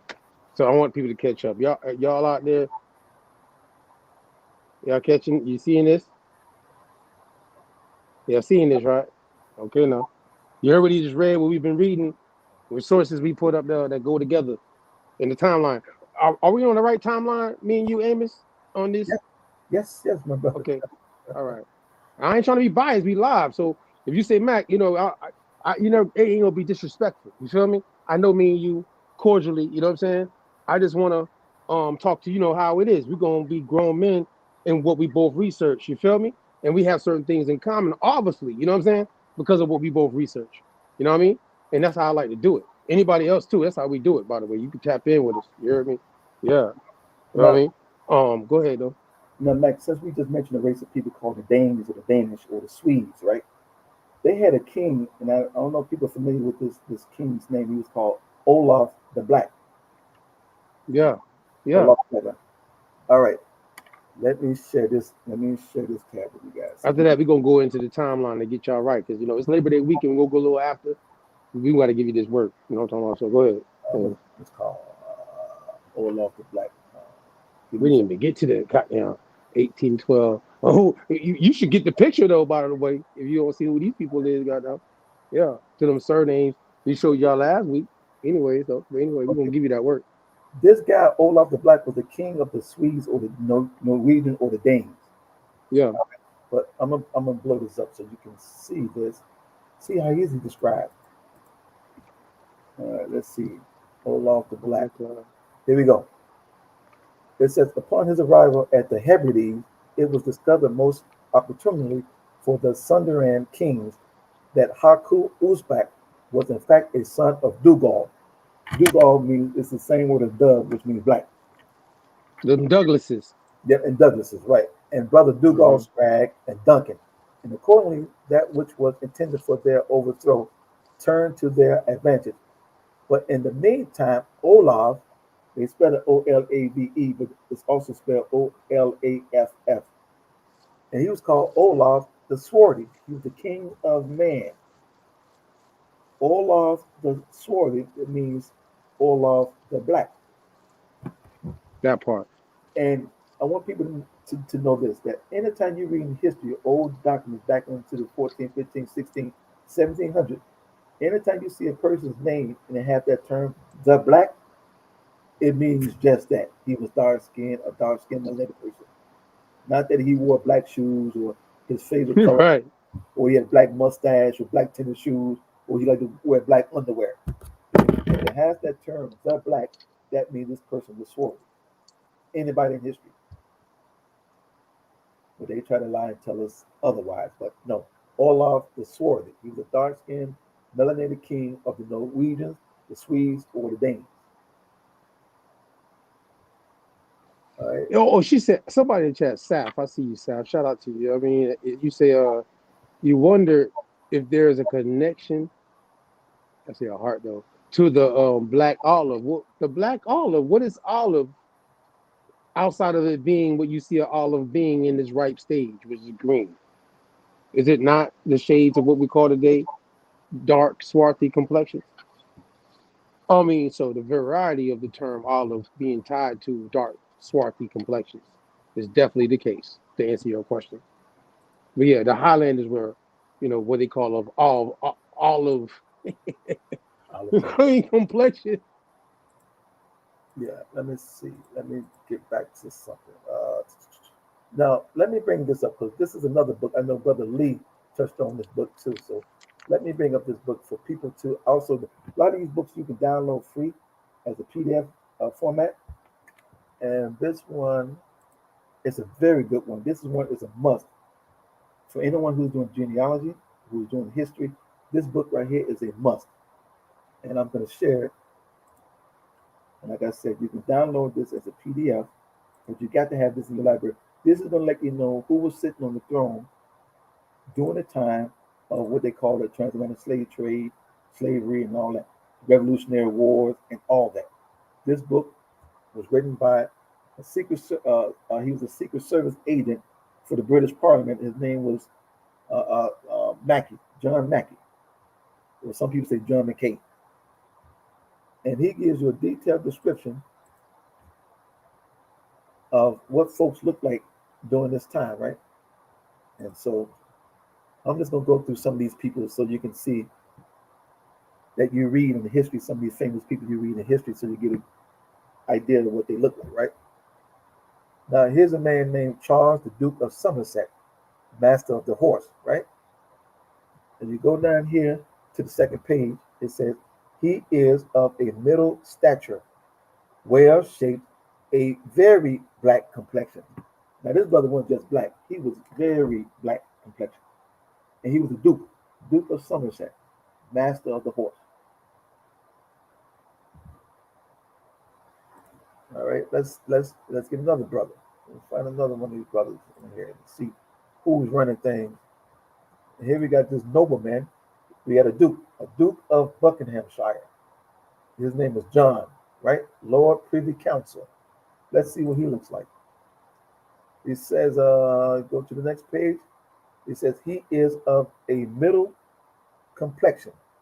No, I'm sorry, middle stature, of a brown complexion with a lofty look. See that, Mac? Brown complexion.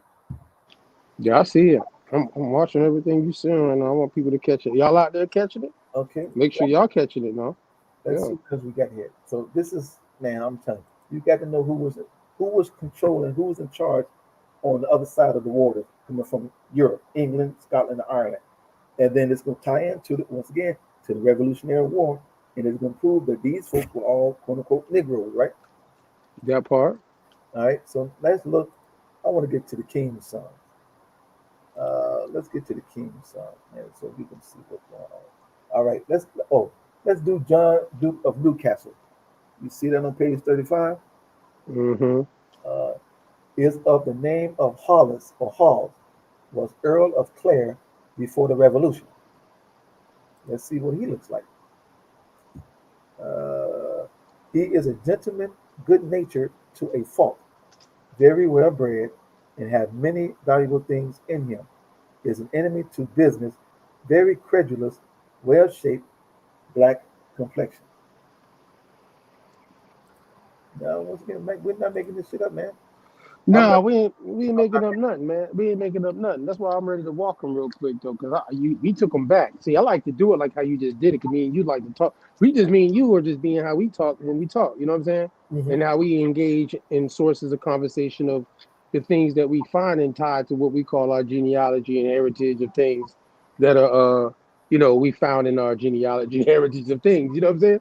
So some people get caught up in their feelings, you know what I mean? Because they caught up in this indoctrination of this mono and maybe not understanding the ethnicities, etc., that are tied to this heritage of things, you know what I mean? And the languages, etc., you know what I mean? And I'm glad that me and you can have this conversation with the folk, because I got some some Scottish relations that is heavy. You know what I mean? Yeah, Obviously, to this day. And yeah, because I'm influenced obviously by my name. You see y'all see me out here macking.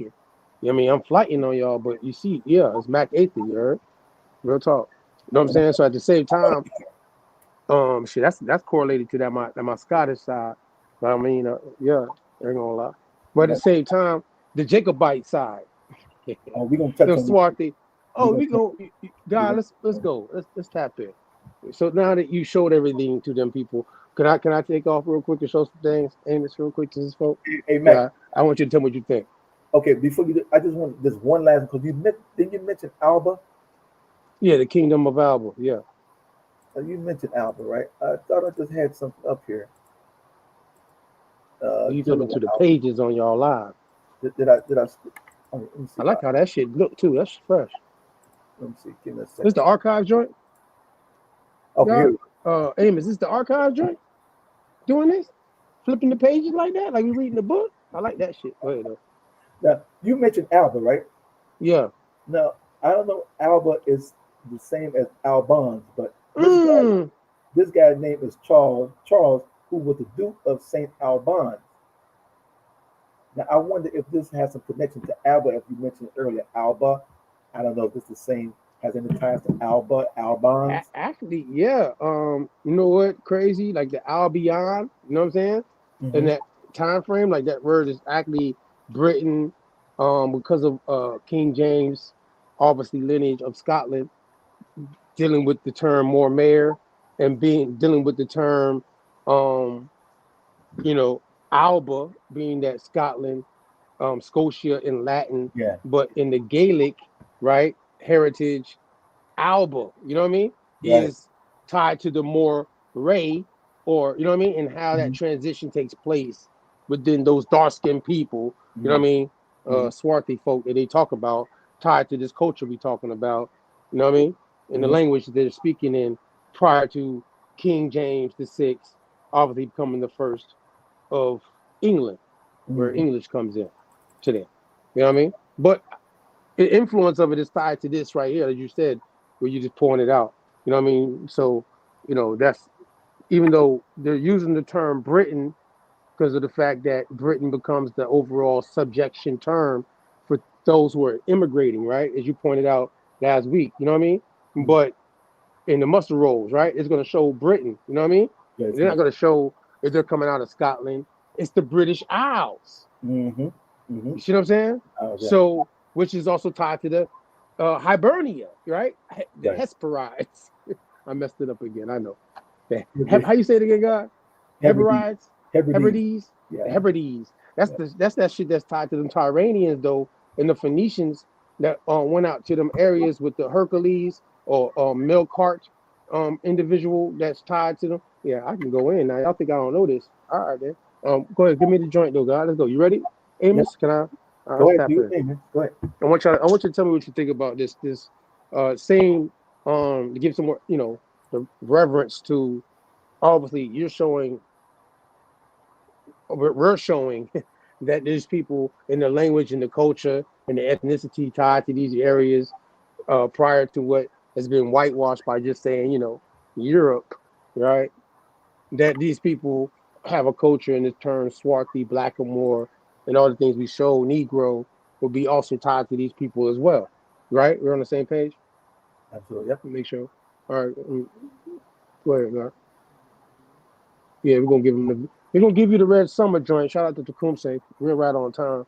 I mean, and obviously going into this time frame now that we're going to, just to give y'all a quick clip, is tied to now the region time frame or area of America and what's going on after obviously enduring what we call the Second American Revolutionary War, tied to 1812 and going into 1816. You know what I mean? So that's where we're going into to close out this joint tonight and tap in. You want to know the Negro Rule tied to the European connection, right?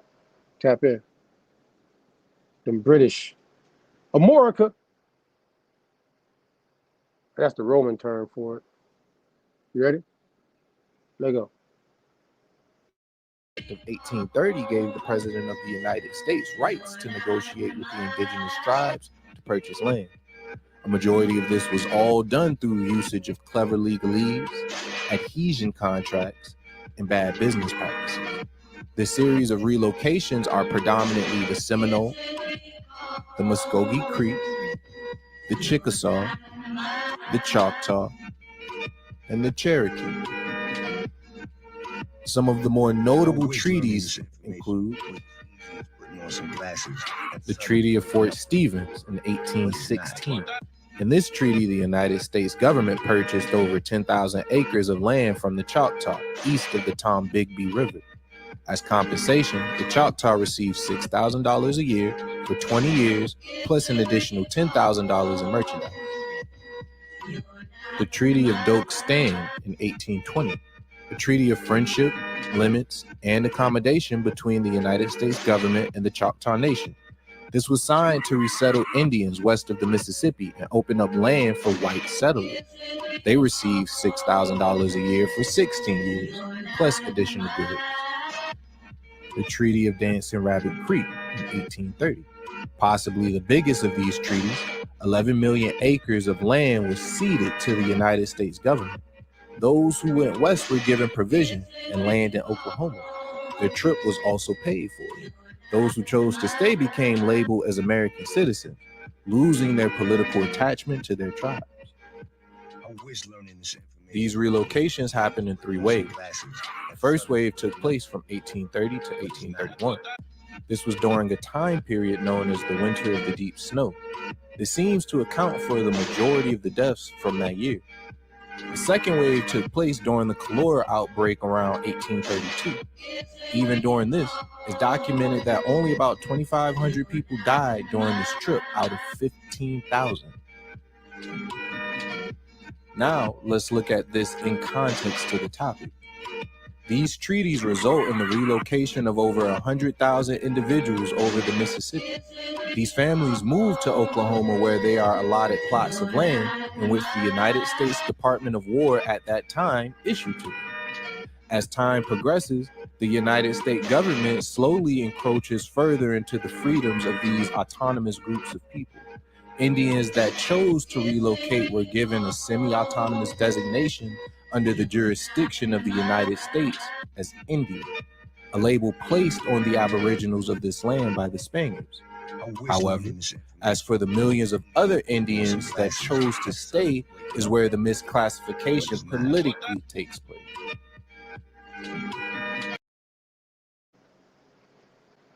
So you see we in the 1812, 1830s, Indian removal. You know, we understand King George III being the last king of North America, tied to a sovereign crown of the colonies prior to the United States of America today. So don't ever get us confused with that. At the same time, though, we understand that there's a crossover, there's a handover that's coming to play. You know what I'm saying?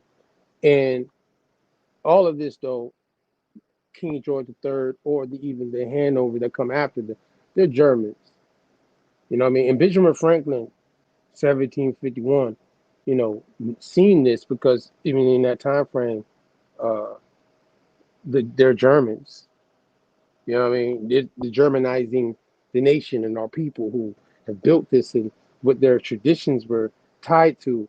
You know what I mean? And Lee Cummins, in his dictionary, breaks down King James, and obviously a person, not King James, but Benjamin Franklin, and obviously a person that preceded him, came before him, which would be James Anderson, tied to these Freemasonic constitutions. I'm trying to give you a brief glimpse into some things that's tied to all this, but as we proceed, tied to the things we showed you, that's why I could back all that up, what those documents are, you know what I mean?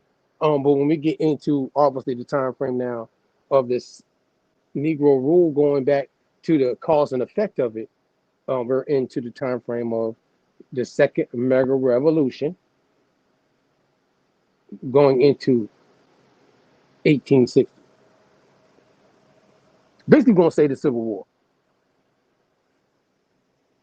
That's what we got lined up. Am I wrong, Amos? Do you disagree with any of that? We live. Anybody out there disagree with any of that from what you've seen me present in these Negro Rule conversations? Because there's a lot of different groups in the Southeast that is located between 1812 and with the Second American Revolution, and who those Negroes were subject to, that Benjamin Franklin was saying were swarthy folk in 1751 prior to the first American Revolution. And then obviously when we get to the 1812, which is the second American Revolution, as we broke down in the last Negro Rule, you will see that this same ties of people, right, God?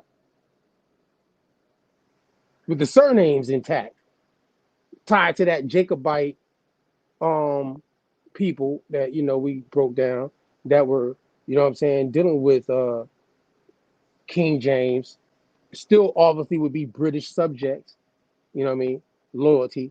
That's a term like the loyalists, the black loyalists you hear about in the same time frame. You know what I'm saying? That right there is, listen now, I'm just fighting. Don't get me wrong now. I'm just saying though, these are things I can't even cover tonight in this whole presentation. Go ahead, guys. Give me the next one. But we got to make sure we throw these things in there because it's going to come back around though in this conversation.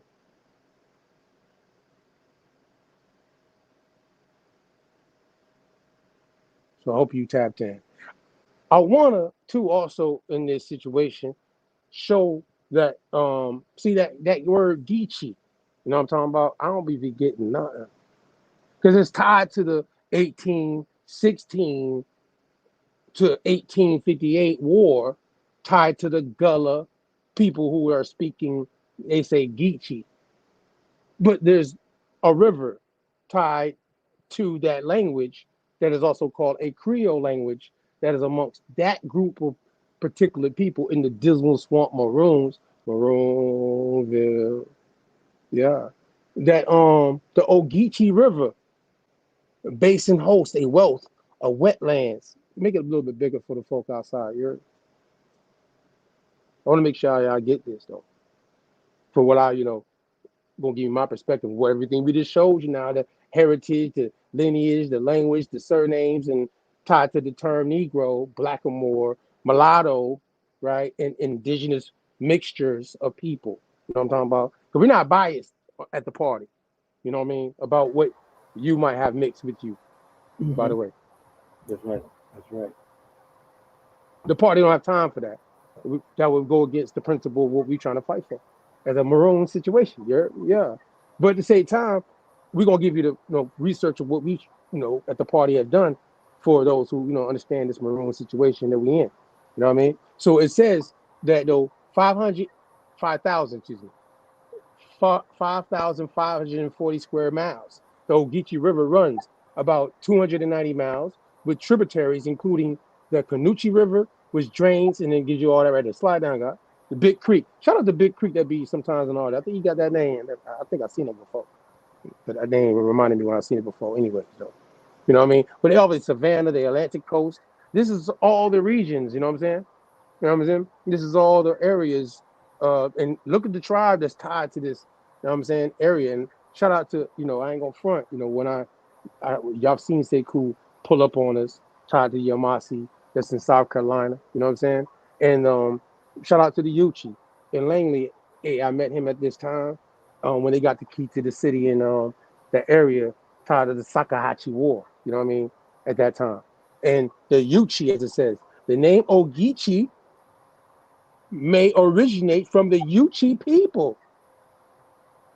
Yeah, and indigenous groups of people, the term Ogeechee, or take the O off, right?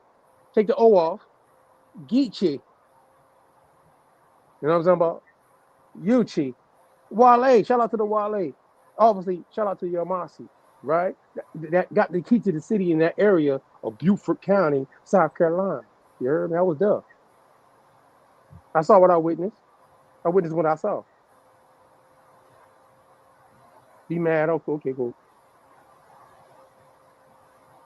But either way, this is what it says here in these documents that I'm gonna show to y'all on this podcast conversation. You know what I mean, what you think about that, Amos? I was just about to ask you, Brother Mac. So when you said the Ogeechee River and people who live along the river, we probably would call themselves, well, some people probably would call them and term them the Geechee people. Yeah. And that's why they say they speak Gullah Geechee or Geechee. Geechee is tied to the Ogeechee River and indigenous people, and along with the Spanish first contact who came down that river, and the Portuguese, obviously Hispania and Lusitania, right? That are the first contact to what we call the Carolinas, or what we call today Georgia, which would be called the Floridase, based off of first contact. La Floridase, east and west Floridase, where the mountains and shit was. So Southeast Corridor, SECC, for all my football folk out there, you know. And Mac, I'm not trying to start, like a debate or argument, right? But when you said Geechee, and there was people already living along the Geechee River, yeah, and they call themselves the dialect they call themselves speaking is called the Geechee, right? Dialect. So they are not imported African. So they already live along that river basin called the Ogeechee River, correct? Yeah, there was people there when the Spanish and the Portuguese first made contact with any of the regions off the Atlantic coast of North, South, or Central America, even up to Canada, goddamn, with the Micmac. They're not slave descendants from the transatlantic slave trade, right?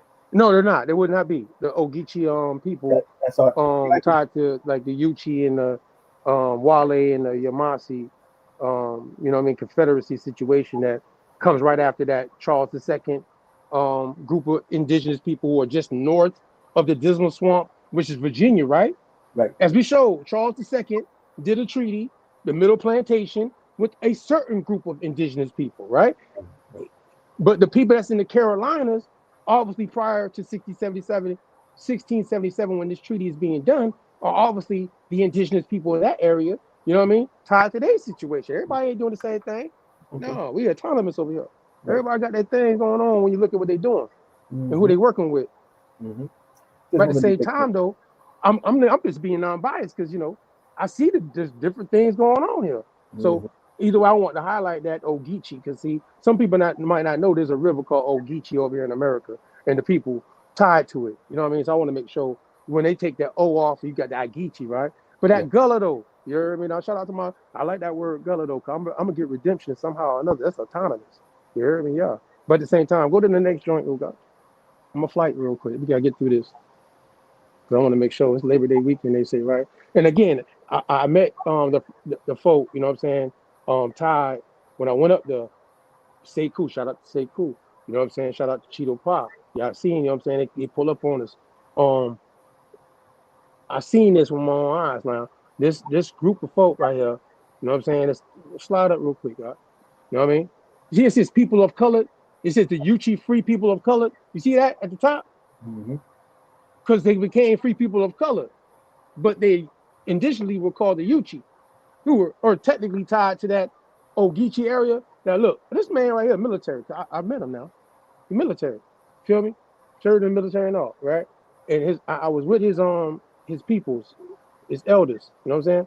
When I went there, so I got to be respectful. You know what I mean? But at the same time, though, I just wanted to point that out because they tied to that Ogeechee River. Feel me? All the way into 1865. When they did the Sakahatchee War, they're tied to that region as the Aboriginal people. Y'all follow me?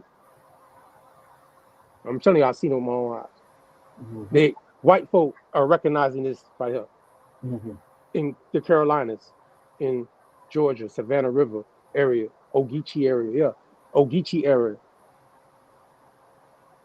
So now, however, I just want to point that out. You can go do your research if some folk might have a different, you know what I mean? Because they're a mixture, whatever they might be. But I'm just pointing that out right there. You know what I'm saying? And they got assimilated into what we call Muskogee Creek,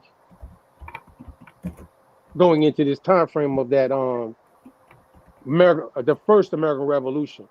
You feel me?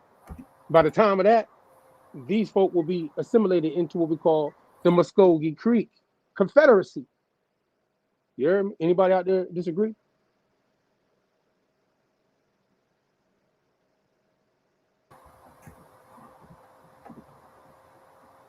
Anybody out there disagree?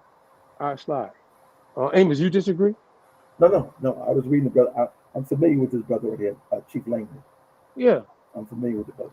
I ain't gonna get personal. I just want to point out the fact that what I know, just tied to the historical fact of what I know he's tied to, and he definitely don't look like no pale skin folk. You know what I'm saying? I don't know. You know what I mean? His ancestors. You see that lady that was. Show the lady real quick one more time. That look like a lot of y'all grandmas. You know what I'm saying? So, yeah. So at the end of the day, we're gonna slide on though. We're gonna move. We're gonna move on. I mean, come on, guys. Let's keep it moving.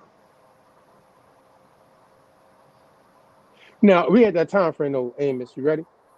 Let me take off. 1816. When you brought it up last week, Negro Rule, going into the time frame of obviously the 70s, 1870s, right after the American Civil War, right? Now, as the people, me and you were talking, and you said, Matt, well, who are these Negroes in this war? You know what I'm saying? And to me, to answer the question, I always say black ain't flat. You know what I mean? Because this word Negro, as we just showed people earlier, is tied to a variety of situations. And a mulatto could be classified as a Negro, right? Right. And because of the complexion of their skin, correct? You know what I'm saying? But at the same time, could be of two different national backgrounds. Nationality, right. You know what I'm saying? That's what that means, as it showed earlier, right? So I only this massacre though I want to highlight that's tied to the same time frame where there's a Gullah War, and the people that's now labeled to Gullah, which is funny. They're saying it's the 18th century. You know what I'm saying? That this term really kind of develops. You know what I mean? Tied to a certain people that are tied to West Africa, which would be tied to the first contact of Spanish and Portuguese transatlantic situations. You know what I mean?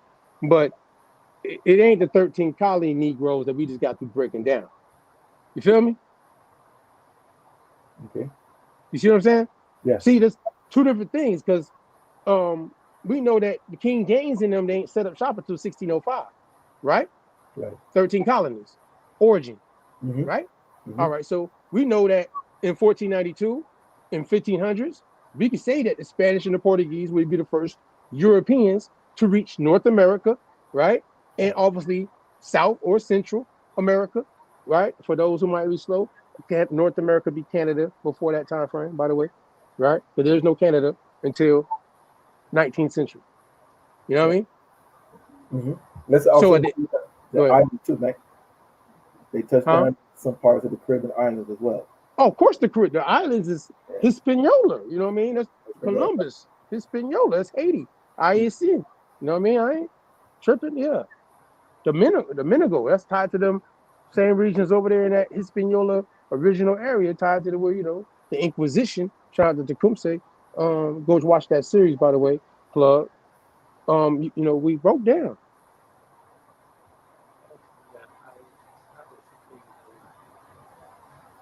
Right, Irish and Scottish. Yeah, it's not being documented. That they don't. Right, they're not highlighting that the Celtic Iberian people tied to that British Isles would have been over here earlier than what is tied to all the things that Rome is doing in the Americas going into the 15th century. That's what I want to say like that. The Eastern Seaboard, like the Basque tied into the Iroquois and the Algonquin and all that. Repeat that again, Mike. I think they need to hear that. Repeat that again. With the Basque. Like the Basque, who influenced terms like Algonquin and Iroquois. When you go research it, it's tied to that connection of people. Correct. You are absolutely correct. You know what I mean? So I mean that's just there. It's in linguistics. You can't go around it. It's a pidgin. People like to say Creole is a pidgin. You know what I'm saying? Yeah. So it is what it is. You know what I mean? I saw it. I'm like, okay, there it is. These people been connecting. Even up there in the Micmacs and all them. Up there in the Labrador and what they call Canada and all that up there. That's closer to the British Isles than people think it is. Them Basques were chasing whales in the water. You know what I mean? early in the game.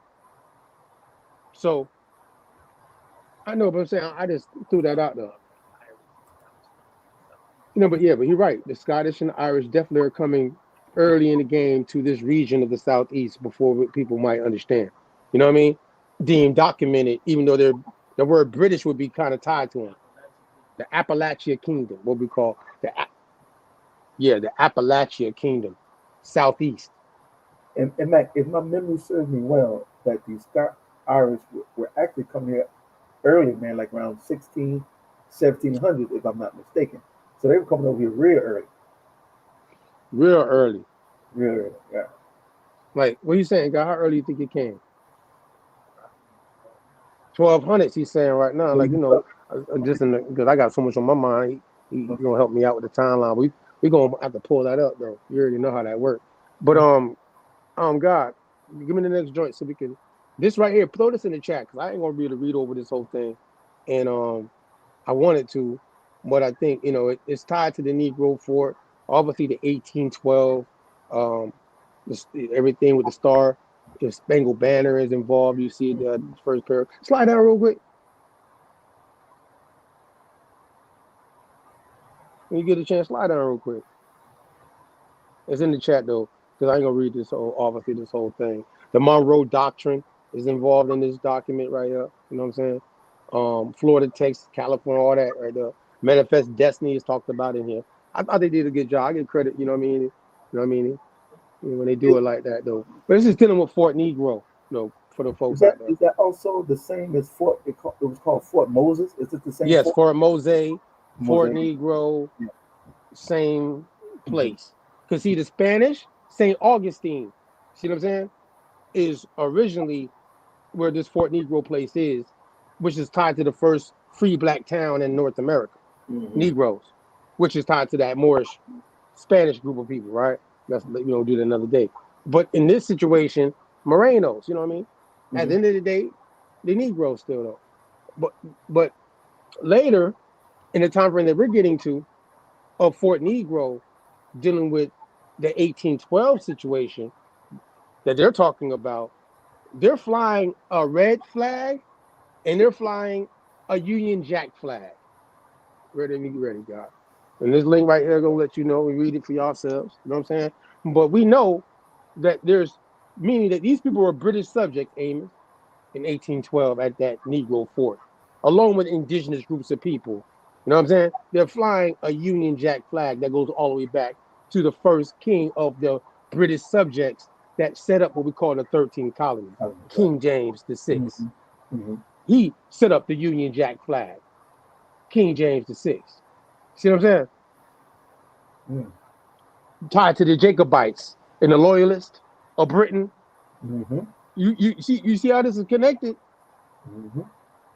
So in this situation, I'm just showing another source in this conversation of who are these Negroes? You know what I'm talking about? like a show. Who are these Negroes? All right. Have the Scotch, right? Because we just got to talking about these Scottish people, right?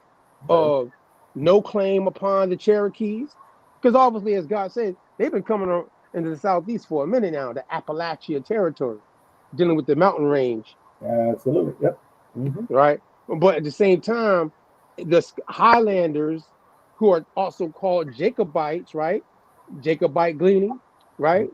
Going into this time frame of you showed on them muster rolls and on those ships manifested with their surnames, right? They're coming over as prisoners of war tied to that Jacobite situation. Am I wrong, Amos? No, you're absolutely correct. You're absolutely correct. All right, make sure. You know what I'm saying? We're gonna slide down real quick, God. And this part right here in this book, anybody can go check out the book, you know what I mean? This chapter traces intermarriages between Scots, which would be these Jacobites, by the way, and Indians and the families they established in the matrilineal indigenous societies of the American Southeast. It examines the roles played by Scots in the deerskin trade and the British Indian Department and by their children in Creek and Cherokee history. It reconstructs the historical connections between Scots and Cherokees that endured after the Cherokees were forced west by the U.S. policies of Indian removal. Now, I mean, just go check it out, though. You know what I'm talking about? You know what I'm saying? Because it let you know that the Scots definitely, if you want to know, are tied into the indigenous people in the Southeast. Now, if you want to, we already broke down that the Scots is tied to that dark-skinned group of people, right? But if you want to just call them Africans, you might miss that, right? Right. Based off them also being labeled Negroes or Blackamoors. You see what I'm saying, Amos? Yeah. I want to remind people in tonight's conversation how that worked. But, and that ties in, man, I'm glad you hit this, man, because this ties into how these Scott-Irish surnames get on some of these Indian rules. Would you say that's how some of these Scots names Most definitely. Okay. That's how we're seeing these surnames pop up in the genealogies tied to Scottish people who on a bigger level politically would be British subjects or considered in history Black loyalists. Yep. You know what I mean? That's fighting in that 1812 in that American Revolution for the person who was in charge at the time is known as King George III, right? Because what they don't understand is that it's the British, which is also King George and them, and it's what they're fighting for dealing with that American Revolution with the Continental Congress, that they're telling Negroes that not only will we let you have freedom, but we're going to give you land. They're promising land. Yep. That's an incentive. You know what I mean? Not just freedom, but autonomy. That's why some of them folk tied to them British went to Jamaica, if you researched it, coming out of Carolina. You know what I mean? Some of them went to the Bahamas. All that's underneath British territory after the American Revolution, right? Still. Right? Think about it. Georgia. Feel me? There's a lot of British people in Georgia after the American Revolution that ain't got a chance to leave yet. In the Carolinas, too. There's a British loyalist. In Florida, Alabama, too. British loyalist. You know what I mean? Boy, listen here, don't let me start it. Hey, Mac, let's clear up this misconception because I want people to really understand this, right? And this is why a lot of people have problems with, doing genealogy. Let's make something perfectly clear because we just hit it on the head. You said a lot of these Jacobites, were coming over here as what? Prisoners of war, right? Yep. And some of them was coming over here as indentured servants. And what was happening is because they had it where people were being arrested for small petty crimes, so they could be arrested and sent across the waters to work as indentured servants on the newly established plantations here in the Americas. So a lot of these people were coming over here, as you stated, prisoners of war, indentured servants, and they did not all come over here as colonizers. And this is probably a reason why some people don't want to accept that other part of their ancestry, because you've been given this false history that these people came over as colonizers when they actually did not all come over as colonizers. And another thing about that is this is why you see a lot of these Jacobite Scott Highlanders fighting. They joined the militia here in America to fight against the British because it was the British one that sent them over here, kicked them off their land, and sent them over here anyway. So it was like I can get it's like perfect revenge, to fight, join the militia, and fight against the people who took you off your land and sent you across the Atlantic. So that part. Yeah, I'm glad you brought that out about them coming over as prisoners of wars and indentured servants. Yeah, because I done looked up these people that's called the Sons of Africa, and I done looked up because see, California, and people mad at California, by the way. I think Homeboy with the News gonna cover that song. They mad over there with them people in California, Amos. Let me tell you real quick, y'all. Let me give y'all a little bit. Well, see, now, California, and we've been talking about it, but people just ain't probably caught on yet, right? This reparations thing, that task force y'all heard about, right? And the term they were trying to figure out that's very popular to the politics at the time right now of delineation and this slave narrative that people like to attach themselves to, that we've been obviously showing that's not the case. But however, the person named Equiano, what's his name again? Aluda Equiano. Equiano. Yeah, thank you, brother. Thank you. You know who it is, Amos. Now that man right there, he's a co-founder of the Sons of Africa out of London. You see what I'm saying? Now we showed y'all early. Now London, we're gonna come back around. Now he's a British loyalist because technically, in his narrative, he was brought from out of the coast of West Africa into the Caribbean. From the Caribbean, came to the Carolinas, became a free person, and then left and went back into, didn't go back to Africa. He went to London. You see what I'm saying? Now, yeah, and became the co-founder of the Sons of Africa that the California Task Force made the face of reparations. Is that a coincidence, y'all? It's not a coincidence. Y'all, I want y'all to peep game now. Now, however, real quick, Amos, I want to say this too, so everybody catch what I'm saying, so you won't be taking this out of context. That is the group of people who set up what we call Sierra Leone. You feel me? Sierra Leone, coming out of London. Now, the American colonization side we mentioned last week, for the record, yeah. During the time frame of this Gullah War in the Carolinas, there's another organization called the American Bible Society, right? And they're the ones that gave, as we pointed out, the Gullah or the Geechee folk in the area that Bible, you know what I'm saying, in their Creole language, so to speak, and everything. A KJV, by the way, and they were warring about the fact that they were like, we ain't slaves. But at the same time, Sierra Leone is tied to, either way, out of London. And the American Colonization Society was tied to Liberia. You see what I'm saying? Out of West Africa. The Back to Africa movement is tied to these missionary moves in this time frame as well. But it's all tied to Europe. See what I'm saying, Amos? Because it's London. And they told these people they could be free. They're going to give them land during the American Revolution. You see what I'm saying? Yeah. So people taking sides. I mean, Paul Cuffey, his mama Indian. You feel me? And they say his daddy African, but he was like, look, I'm rocking with, you know what I'm saying? I'm trying to go back. But they going to give us land. The fun thing about Paul Cuffey is that they know exactly which American Indian tribe or nation his mother, I think it was his mother's side, where his mother was from, right? They know that. They'll tell you that. I think it was Pequot, if I'm not mistaken. Or was he Wampanoag? Wampanoag. But when it comes to the African ancestry, they say probably, or some say he may have come from the Akan or the Ashanti. Right. See what I'm saying? So this is all like, because even in his own journal, he don't even mention nothing about coming from West Africa or being from the Ashanti or Akan people. So, these narratives, man, it's really killing us, because you mentioned a brother, Aluda Equiano, who wrote the interesting narrative. Well, it hasn't been 100% proven, but they're saying that this person who went under the name Equiano may not have come from Igbo land in Africa.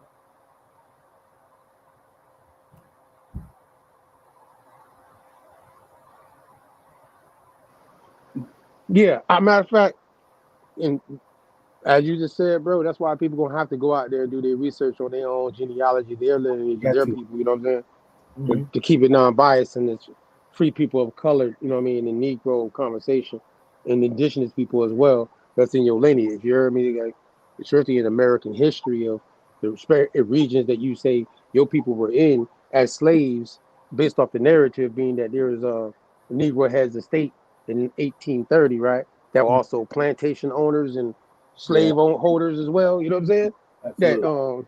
That you know what I mean? Like, everybody ain't doing the same thing. Negroes as well. You feel me? Y'all ain't all monolithistically, doing the same things in this time frame of 1812 going into 1865. What you think about that, Amos? Yeah, absolutely, brother. As you just mentioned, I think people really have to do their own, like you said, genealogy, right? And not base their genealogy off these narratives, right? You come to find out that a large part of this stuff, man, is just made up. It's fictitious. It's not true. And like I said, you have to know the history of the county, the town, the state that your ancestors were located in. Then you got to know the history of the time frame or the area in which they lived. Whether it be 1800s, 1700s, you have to know what was going on at that time, right? And as we just point out, and I hope we made it clear that Negroes were in control, Negroes were ruling, then how could your ancestors, if they lived in these states, how could they be slaves during the time when they was controlling the government? You know what I'm saying? So you got to do your own genealogy. That's most important. You got to do your own genealogy. So you know what? I'm gonna do this like this real quick before we get out of here. This is my last joint for the night, and I appreciate again everybody that's taking the time out to tap into his live. Again, if you have information that can add on to this bill, you know what I mean, obviously you hit us up, go to the website you see on the bottom screen, and reach out to us, and we'll get back in contact with you. We can, definitely line it up so people can get more educated on if you want to share that, on this platform the way we're doing it. But we want to keep it respectful by all means, by the way. So I appreciate obviously Amos, you coming on here, and obviously this sparked from you doing your own genealogy. It's not like you're saying this because you're a historian, as you said before last week, or you're some professional genealogist. You know what I'm saying? And yeah, I ain't gonna front, and I said it because we don't want to claim like I've seen other people do, like, oh, we the most professional people in the world or something. But I'm gonna tell you, open me high, boy.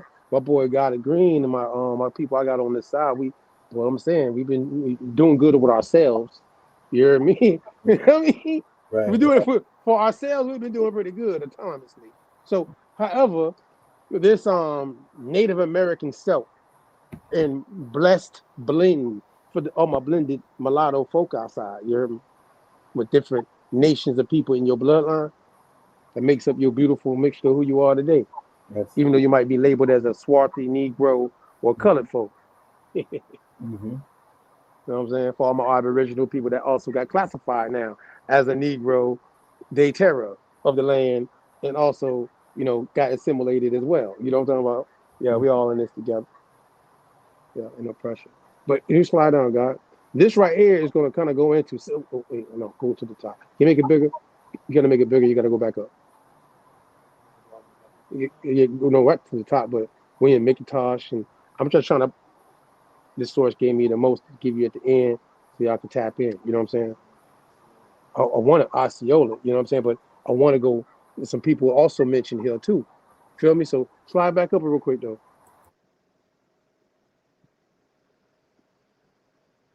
Now, all right, see now, it said Celts, Iberian Celts. Don't slide on that. Don't miss that. You know what I'm talking about? Don't let that fly team over your head. We're celebrating. That sounded like British when I said it like that, huh? Anyways, when celebrating the fabulous history of the Celtic peoples in the New World, Celtic, like the Boston Celtics who just won that championship, that boy Jaylen Brown. I gotta give it to him. I know, dodge the hijack. I see you though, but at the same time though, it says oh yeah, the pictures, we don't get caught up in descriptions. We know we just read descriptions to you in the historical time frame, so pictures don't matter to us on this side. We know it's been whitewashed. Them swarthy folk been whitewashed. But either way though, when celebrating the fabulous history of the Celtic peoples in the New World, one must include the progeny of their liaison with the Native Americans, for herein lay many of the greatest stories on this continent. The joining of these two tribal cultures result in some of the greatest warrior heroes to walk the planet. You hear me now? You know what I'm saying? Look now. Just when their people needed them the most, the traditional powers of the old world, look what it says in parentheses, like what Benjamin Franklin said, Britain, Spain, and France. You see that, Amos? Yep. Them swarthy folk, yeah. Mm-hmm. And then it said, we're locked in mortal combat over the vast resources of the New World, which is a fact. And then it says these resources included the Kulitich. Now I might have pronounced that wrong, y'all. And it says Gaelic for the forest folk. The term the Highlanders had for red men. You know what I'm talking about? Mm-hmm. All right, we're gonna slide down. We're gonna slide down. It says from the Gaelic periodical. We'll give him that. Curators Nan Glean, 1840, translated: there is no people on the face of the earth who, in matters of war or hunting, can surpass the Indians who inhabit the region of America, not inhabited by white people. they are now, alas, few in number compared to what they were at one time. For as the white people become more numerous and powerful, the Indians are scourged backwards before them from place to place and are endured by every sort of the most merciless brutality and violence. It's crazy, right? Crazy work, right? But now we're gonna slide down though, because this is really just showing you in this joint. It's the, red man like look like maroon, by the way. If you don't know, maroon is like dark red. You know what I mean? Like the red Indian, like on the Redskins. Well, mahogany as well too, right? You saw the image of the original Redskin, right, y'all? Mm-hmm. I'm just saying. That's copper. That ain't. I don't know. However, the American Indians, because Swarthy's darker than actually copper. You know that, right, y'all? You know what I'm talking about, like that blue black? That's Swarthy. I'm actually more copper than Swarthy. You know what I'm talking about? Yeah. I ain't colorblind. Stop playing with me. All these grades I showing through my Swarthy beard. But at the same time, this word, they are now at last, and it said all that, right? American Indians are very refined in their language and they are eloquent. I mean, these people ain't looking at them like they're savages and shit now. You know what I'm saying, Tom? But like easily, slide down. It says the legacy of Scottish Highlanders in the United States. This is where it get good, right? And then it says, it is no wonder that the Highlanders who would leave the English on the coast of America and settle on the frontiers of the 18th century intermingle with the tribes and settle down with the women of Native Americans. Such unions enabled them to enjoy better relations with their wives' tribe, gave them a partner with this knowledge and experience necessary to survive in the wild, and bestowed full native status to their children, which means they knew once they mixed in with the native folk, the Aboriginal folk, that they will be tied to the land and definitely be considered indigenous to it. So yeah, them Scottish folk knew what they were doing. Them swarthy Scottish folk, them Jacobites, who couldn't go back to Europe, that were black lawyers, but at the same time were stuck in the maroon position after the American Revolution and the second one. What you think about that, Amos? Once they intermarried, they all became what you call kin. They formed a kinship. Kindred, huh? Kindred people. Yeah. Kindred people. Kindred, yeah. And like we stated earlier, this is the reason why you see these surnames amongst these Indian tribes, Stewarts and Ross and Douglases. This is how these surnames get on those roads, from the intermingling, intermarrying with our ancestors over here, with ancestors that came over from Scotland, Ireland, and Wales, mingled together and formed a kinship, what we call family, clans. You know what I'm saying? So that's what happened, man. One thing about us, when people come around us, Mac, they always tend to intermingle with us, copy our style. That's just how influential we are. You know what I'm saying? So, and you will find that's the Luster. You will find that all over the world, when you bring two set of people together and they inhabit a region for a long period of time, they have no choice but to intermingle and intermarry. That's like, it's nature. I guess it's what happens. So we have that mixture of ancestry within us. And hey, it's a beautiful thing. Accept it. Beautiful Rose Red Feather. I like your name. They say want the link. Can you throw that link in the chat for them? You know what I mean? Everybody that want to see what this is right here. Tied to that Scottish Indian mixture that's in the 5 civilized tribes with the surnames that you've been researching. Oh yeah, that's not tied to West African folk. Yeah, that part. Swarthy folk.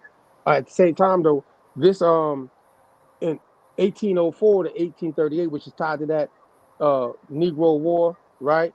Amos, that you mentioned. And when we get into the time frame of that Negro War, the person called Osceola, who's tied to the Black Seminoles, Esther Luster. Osceola is tied to what they call Black Seminoles, Esther Luster. Feel me? And he, as it says, was not born a chief, nor was he ever so named by formal election. He was born in Georgia, near the Chattahoochee River. in the country of the Creeks, Muskogee, near, you see that word Tusker? You see? Tusker, that means warrior. Tuskegee, that means people. That word G is a Scottish term for people. G, with that spelling, with the E-E. You know what I'm saying? Yeah. Alabama, it says his name means black drink crier. You see that? You know what I'm saying? Osceola. You know what I mean? His lineage is disputed, but biographers, Hartley, excuse me, y'all, 1973, and Wickman in 1991, both refer to Tom Woodward's lineage of Osceola. A Scot named James McQueen lived with the Creeks from 1716 until 1811, when he died at the age of 128. He lived a long life. He had married at Tallahassee. Shout out to my folk in FAMU. You heard? Yeah, Tallahassee. That's an indigenous term as well, by the way. You know, you should know that. Woman, and had many children, two of which were Peter McQueen, great uncle and chief in his own right, and Anne. Anne married a half-breed named Copinger and had a daughter named Polly. Polly Copinger then married William Powell, a Scott trader, and their son was named Billy Powell, aka Osceola, aka the Mulatto King. All right? Tied to the Black Seminoles, Esteluski, Osceola, Scottish, Creek, Muskogee. You know what I mean? I guess they want to throw some African in there. I don't know. But that's what they're highlighting, though. You feel me? They didn't mention no African, though. They didn't mention that. You see that, right? Yeah. That's not the two terms they mentioned. But today, anybody can look up, and as Dr. Dixon we had showed, you know what I'm saying? And I'm going to read this. He got a green beat, had me on point. William Powell, Osceola's father, was indeed associated with the Jacobite cause. You hear that, Amos? Yep. So William Powell was a Jacobite, which is tied to the Osceola Black Seminoles, all right? Associated with the Jacobite cause. He was a British loyalist who fled to America after the Jacobite rebellions in the early 18th century. The Jacobites were supporters of the Stuart claim to the British throne, which led to several uprisings in Britain, notably the 1715 and the 1745 rebellions. William Powell's involvement with the Jacobite cause reflects his political and familial background, which influenced his life and lives of which descendants, including Osceola, born as Billy Powell, Osceola became a prominent leader of the Seminole people and played a significant role in the Seminole Wars, also called Negro Wars, against the U.S. forces. The most expensive war that the United States of America said they went through, that took us into what we call the Civil War. I'm a land up. Hey, Mac, it's interesting that these people you're bringing up, man, they're all following on my ancestral line, because I got a Powell on my line. God Green got one too. Yeah, fought the Revolutionary War. Yeah, them Jacobites. Them Swarthy, blue blood. I heard that. I see you in the chat. Yeah. Swarthy for blue men. Blue men. They say them Hibernians painted they just like how they say the people that call red men painted their skin red and black on top of their copper colored skin. However, though, Swarthy. Hey, Mac, I got something I'm sharing. I want to put this in the chat so that people can see this. For those who have, on you. For those who have ancestry account, it would behoove you to type this in a search and bring up these muster rolls. This is the French and Indian War. It will give you the muster roll for the Revolutionary War, the Dunsmore War, and that's one more I can't think of the top of my head. But once again, like I told you before, it's going to give you the people's name, age. It will give you their height. It will give you a description of what these people look like, and it will give you the place of their nativity, meaning where they were born, where they were from. And I guarantee you, you're going to come to the same conclusion that I'm coming up with, that not one of these names that I scrolled through all of these muster rolls, I have not found one individual who came from the continent of Africa. And I'm not saying that because I'm not saying that there were no Africans who came over here, but what I'm saying is these militiamen who were fighting these wars on both sides, the British side and the American side. I have the muster rolls, we have the muster rolls, we go through it. They're all either from here, indigenous to America, or they're from England, Scotland, Ireland, and Wales. And that's just the way it is. And once again, I'm not saying Africans weren't here, but they did not play any significant role in any of the wars that took place in here, what we're calling the Negro Rule Award or Negro Rule. They're nowhere to be found. Oh, I gotta do this like this since you said this, because I ain't gonna lie. We're gonna be off on the 15th. That's the Sunday after next Sunday. So next Sunday, what I'm gonna do is I'm gonna do Negro Rule, the next part of this to cover the Gullah, you know what I'm saying, and other parts of things tied to who's in this region going into this time frame of 1812 to 1865. We're gonna get this all the way right. You heard me? Yeah, I think I could do one more part to make sure, even if I know you're busy or not. You know what I'm saying?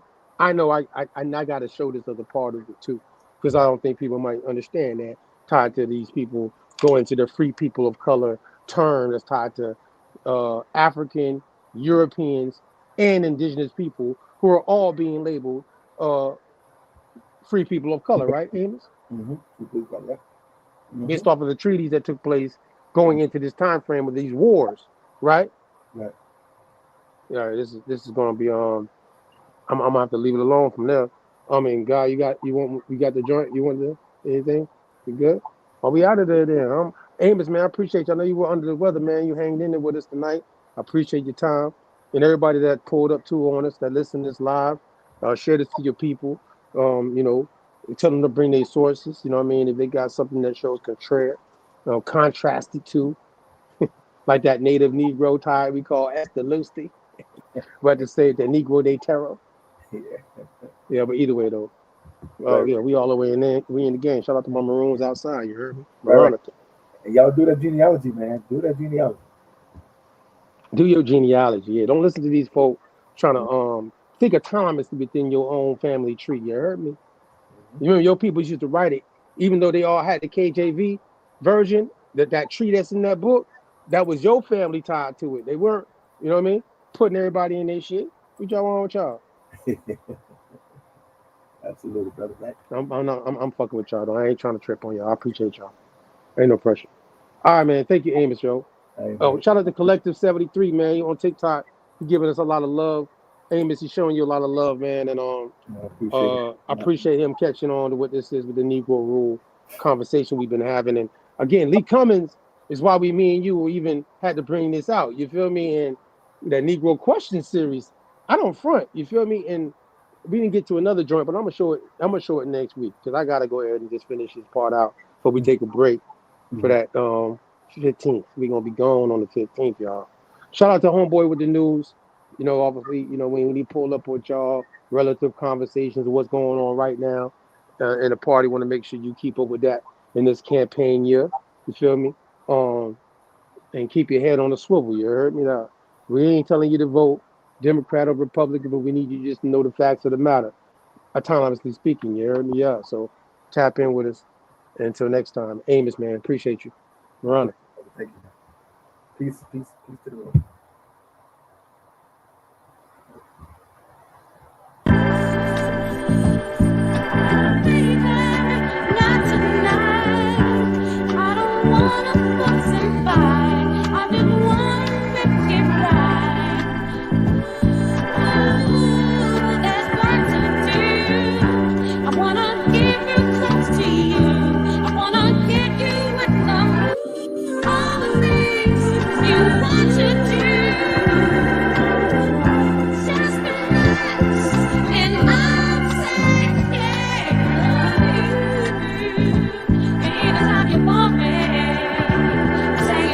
Every day, and I know like you love me, baby, if you feel it.